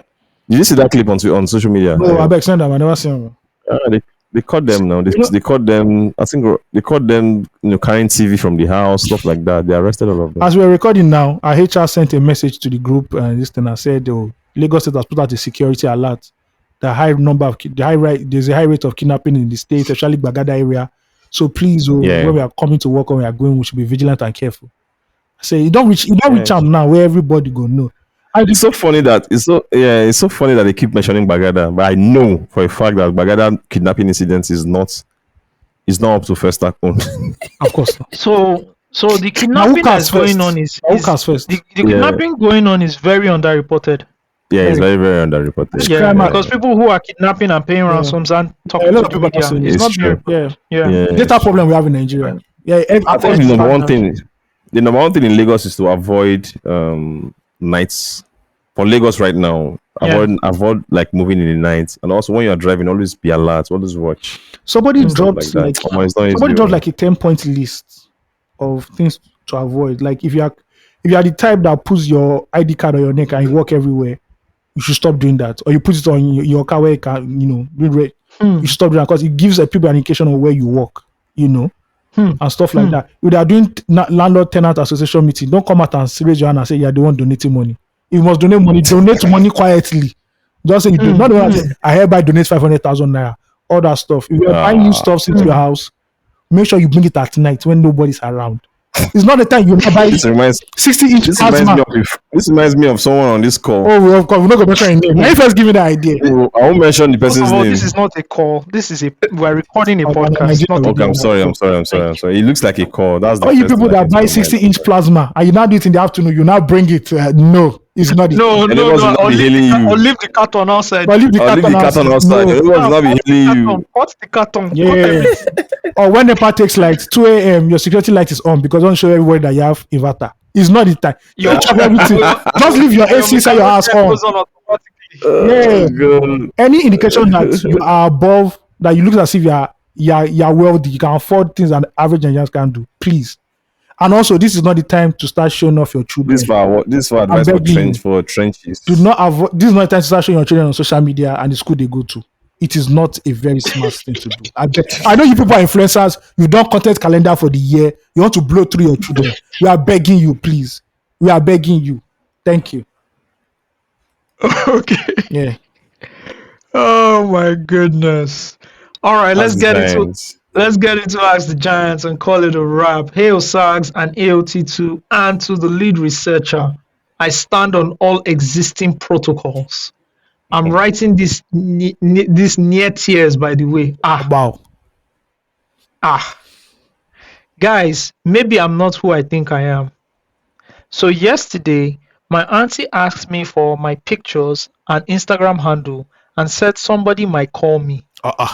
Lo and behold, a Nigerian male of about 25 to 30 years followed me on Instagram. Here's the problem. I've always thought, and in fact, I believe that I am a babe. Like I am a hot cake, a speck, crying emoji. Speck and more. I was born in the UK, lived most of my life here, aside when I did a few years of primary and secondary school in Lagos. LOL, AOT2, I went to Vivian Fowler. I remember you dissing us in an episode of the old Loose Talk. When did I diss Vivian Fowler? Can you imagine? Someone went to... Vivian Fowler was a dope school. Vivian Fowler was... Definitely doper than Corona, Papa. Easy. Okay. When we're talking about schools here, Steve, I think you should be the last one to inform me. No, of course. We still don't know which school. I don't even think he went to school. I just think Steve just appeared and falsified his way into NYSC or something. That's my truth. When he starts his political career, we will know. Digging deep every Tuesday. Okay, I'm hardworking, a scientist, and I'm working towards my secondary degree. Yeah. I'm family oriented. I try my best to stick to my religion. I'm Muslim, and I strive every day to be the woman of my dreams. I also believe and know that I am beautiful and attractive. I thank God for it. Yeah. I say that guy don't fuck off. For us to first give us this context. Yeah, here's the problem. The man that followed me on Instagram, just off looks alone, and his posts, OMG. How could my auntie think I am a match for this man? How? The how has 2 question marks. I'm not being funny or rude, but does my auntie truly believe that someone like him is a good match for me? The question mark has increased to 5. If she thinks that that's the man I should get to know for marriage, then surely she sees me no different from him, and if she genuinely thinks I'm on his level, then it means I've been lying to myself all this while. Maybe Yeah. I'm not who I think I am. Guys, I don't find this man physically attractive at all. From his posts, anyways, it's not just it, bro. And it's giving uncle. Guys, I promise you, I'm not a bad person. Bear in mind the fact that I'm just 22. I stand with this babe. 4 exclamation 22. marks. Yes. It's not like I'm rushing to get married or anything. 4 crying emojis. How do I tell my auntie to never try this rubbish with me again? Thank God my Instagram is private, so it's easy for me to never accept that man's follow request. I don't care if he's offended, because me self, I am offended. All caps. 1 crying emoji. But seriously though, maybe my expectations are too high. I'm surely not crazy to want physical attraction for my partner now. Abi, 5 crying emojis. I'm sorry this is long, but I had to. It's fine. It's okay. This is not P.S. long. If there's any God-fearing Muslim, tall, hardworking listeners, send an email. Let's be the first loose talk instigated marriage. I don't need to know anything more about you. The fact that you enjoy listening to loose talk is enough Easy. to show Pressure. 4 laughing emojis. Thank you guys. I love you all. 3 heart emojis. The only thing that disqualifies me is because I'm a Christian. Because I'm 23. I'm tall. I'm dark. That's the only. I'm hardworking. That's the only thing that disqualifies you. Only you don't want Yes. to actually think back and just reflect. This reminds me of. That's the only thing. This reminds me of that Twitter thread where people said, text your married man that you're a married man now. So why did you? No, you see that period, that shit was crazy, man. That shit was crazy. All right, I have some. See, unknown. Don't worry, I have somebody for you, and he's willing to convert into a Muslim. He listens to this podcast. He's a staunch member. As a matter of fact, I've been having a conversation, and he said I should say on the podcast that he's also looking. He's a young man. He's in his mid-20s. I think he should be in his late 20s now. He should be like 27, 28, or 29. Yeah, let's just say he's 29. He's also looking for somebody, but he's looking for somebody abroad. that's the only part. You understand? Because he's dated here, and maybe it hasn't gone well. So he's just saying No. It's not as it hasn't gone well. I know what he's looking for. So do I know this person? Yes, you do. Okay. But based on what he told me, right? He's dated here and he hasn't worked, so he's looking for a long distance relationship. How has it not worked here? The talent pool is shallow. Yeah. The talent pool is shallow. I don't know. So he's actually looking for a long distance relationship. I know what people are. He didn't say he has to be in a specific place. The person can be in Libya now. Nah, so you try well. That person will be, I have in Nigeria. I have someone in Lagos for her. The person is good. You go date for. He says that. No. So if anybody is also interested, you can send me an email. I will do an introduction. That's also possible. But yes, this Ask Giants. I don't know how you want us to react to this. First of all, we don't have pictures of you, so we cannot also form an opinion. But we'll take your word for it. No, I have an opinion. Yes. Starting like when you may started, I thought maybe this person was like 34, right? Because I don't know why. And your aunt will look at you at a 22-year-old and think about hooking you up at the age of 22. At the age of 22, I don't think anybody should be trying to hook you up, right? Because there's still a lot of time for you to figure this thing out yourself, right? 2, you are who you think you are. You get? What is left for you now to do is to convey your expectations of what you want in a partner to whoever thinks they can recommend somebody for you. So you didn't do that for that for your aunt. That's why she recommended Bang for you. Do you get? Yes. Now, if you give me money now to go and buy something for you, Osagie, you say, buy me any clothes. I'll buy a clothes that I feel is good for you, right? But if you want me to buy something that you like, you have to give me specification. I want this brand. I want this size. I want maybe large. I want this color. So if you are in the position where you're telling somebody saying, "Oh, I want to recommend somebody for you," let them know of your expectation, right?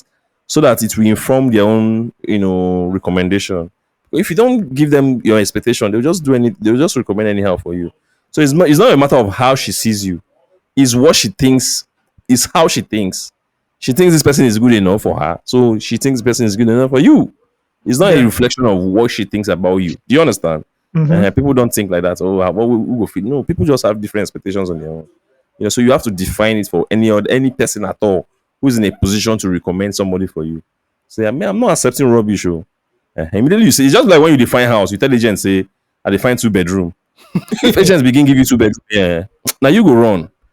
I want a 2-bedroom in a gated street, with 2 restrooms, with a large sitting room, like specifications.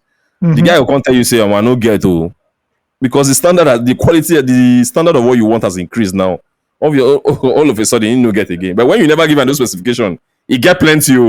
But immediately you start giving him specifications, he'll be like, once a day, I will call you. You understand? So that's how it is. Yeah, I agree. I don't know if she had the conversation with her auntie, or the auntie just dropped it on her. But anyways, it's still young for your auntie to be recommending somebody for you. That's my opinion. Well, That's my opinion. But some other people want to, they want to get it going as early as possible and then start their lives. There are other people like that as well. It's true. So whatever it is, like you said, you are her, or did they say you are her or you are him? Yeah, him or whatever it is. You are her. You are who you are. You are who you say you are. So set your standards, and hopefully, your standard too, when the standard sees you, your standard too would, agree that you are the standard. You wear your standards, and then you can then go from physical attraction into like the more the other things which I feel are more important. Is this person a kind person? Osagie say it's more important. No, it is now. It's more important. It's fineness. Now fine people go chop. True, sure. At least for I think they're fine first. At least for 30 years. Yes, now. For fine first. If I want buy a house, I go first look at the finance of the house. Yeah, be presentable for the inside of it. Fine first. Fine first. First fine before we go talk. Yeah. All right, man. Guys, we've rocked with you guys for like 3 hours already. Yeah. Jesus Christ. Yeah. I'm feeling sleepy. You're feeling sleepy? Yeah. Let me go and eat breakfast. Same here. I'm going to eat breakfast. But it's good rocking with you guys. Yeah. Hope you guys have a fantastic week ahead. And we'll catch you on the next episode. Yep.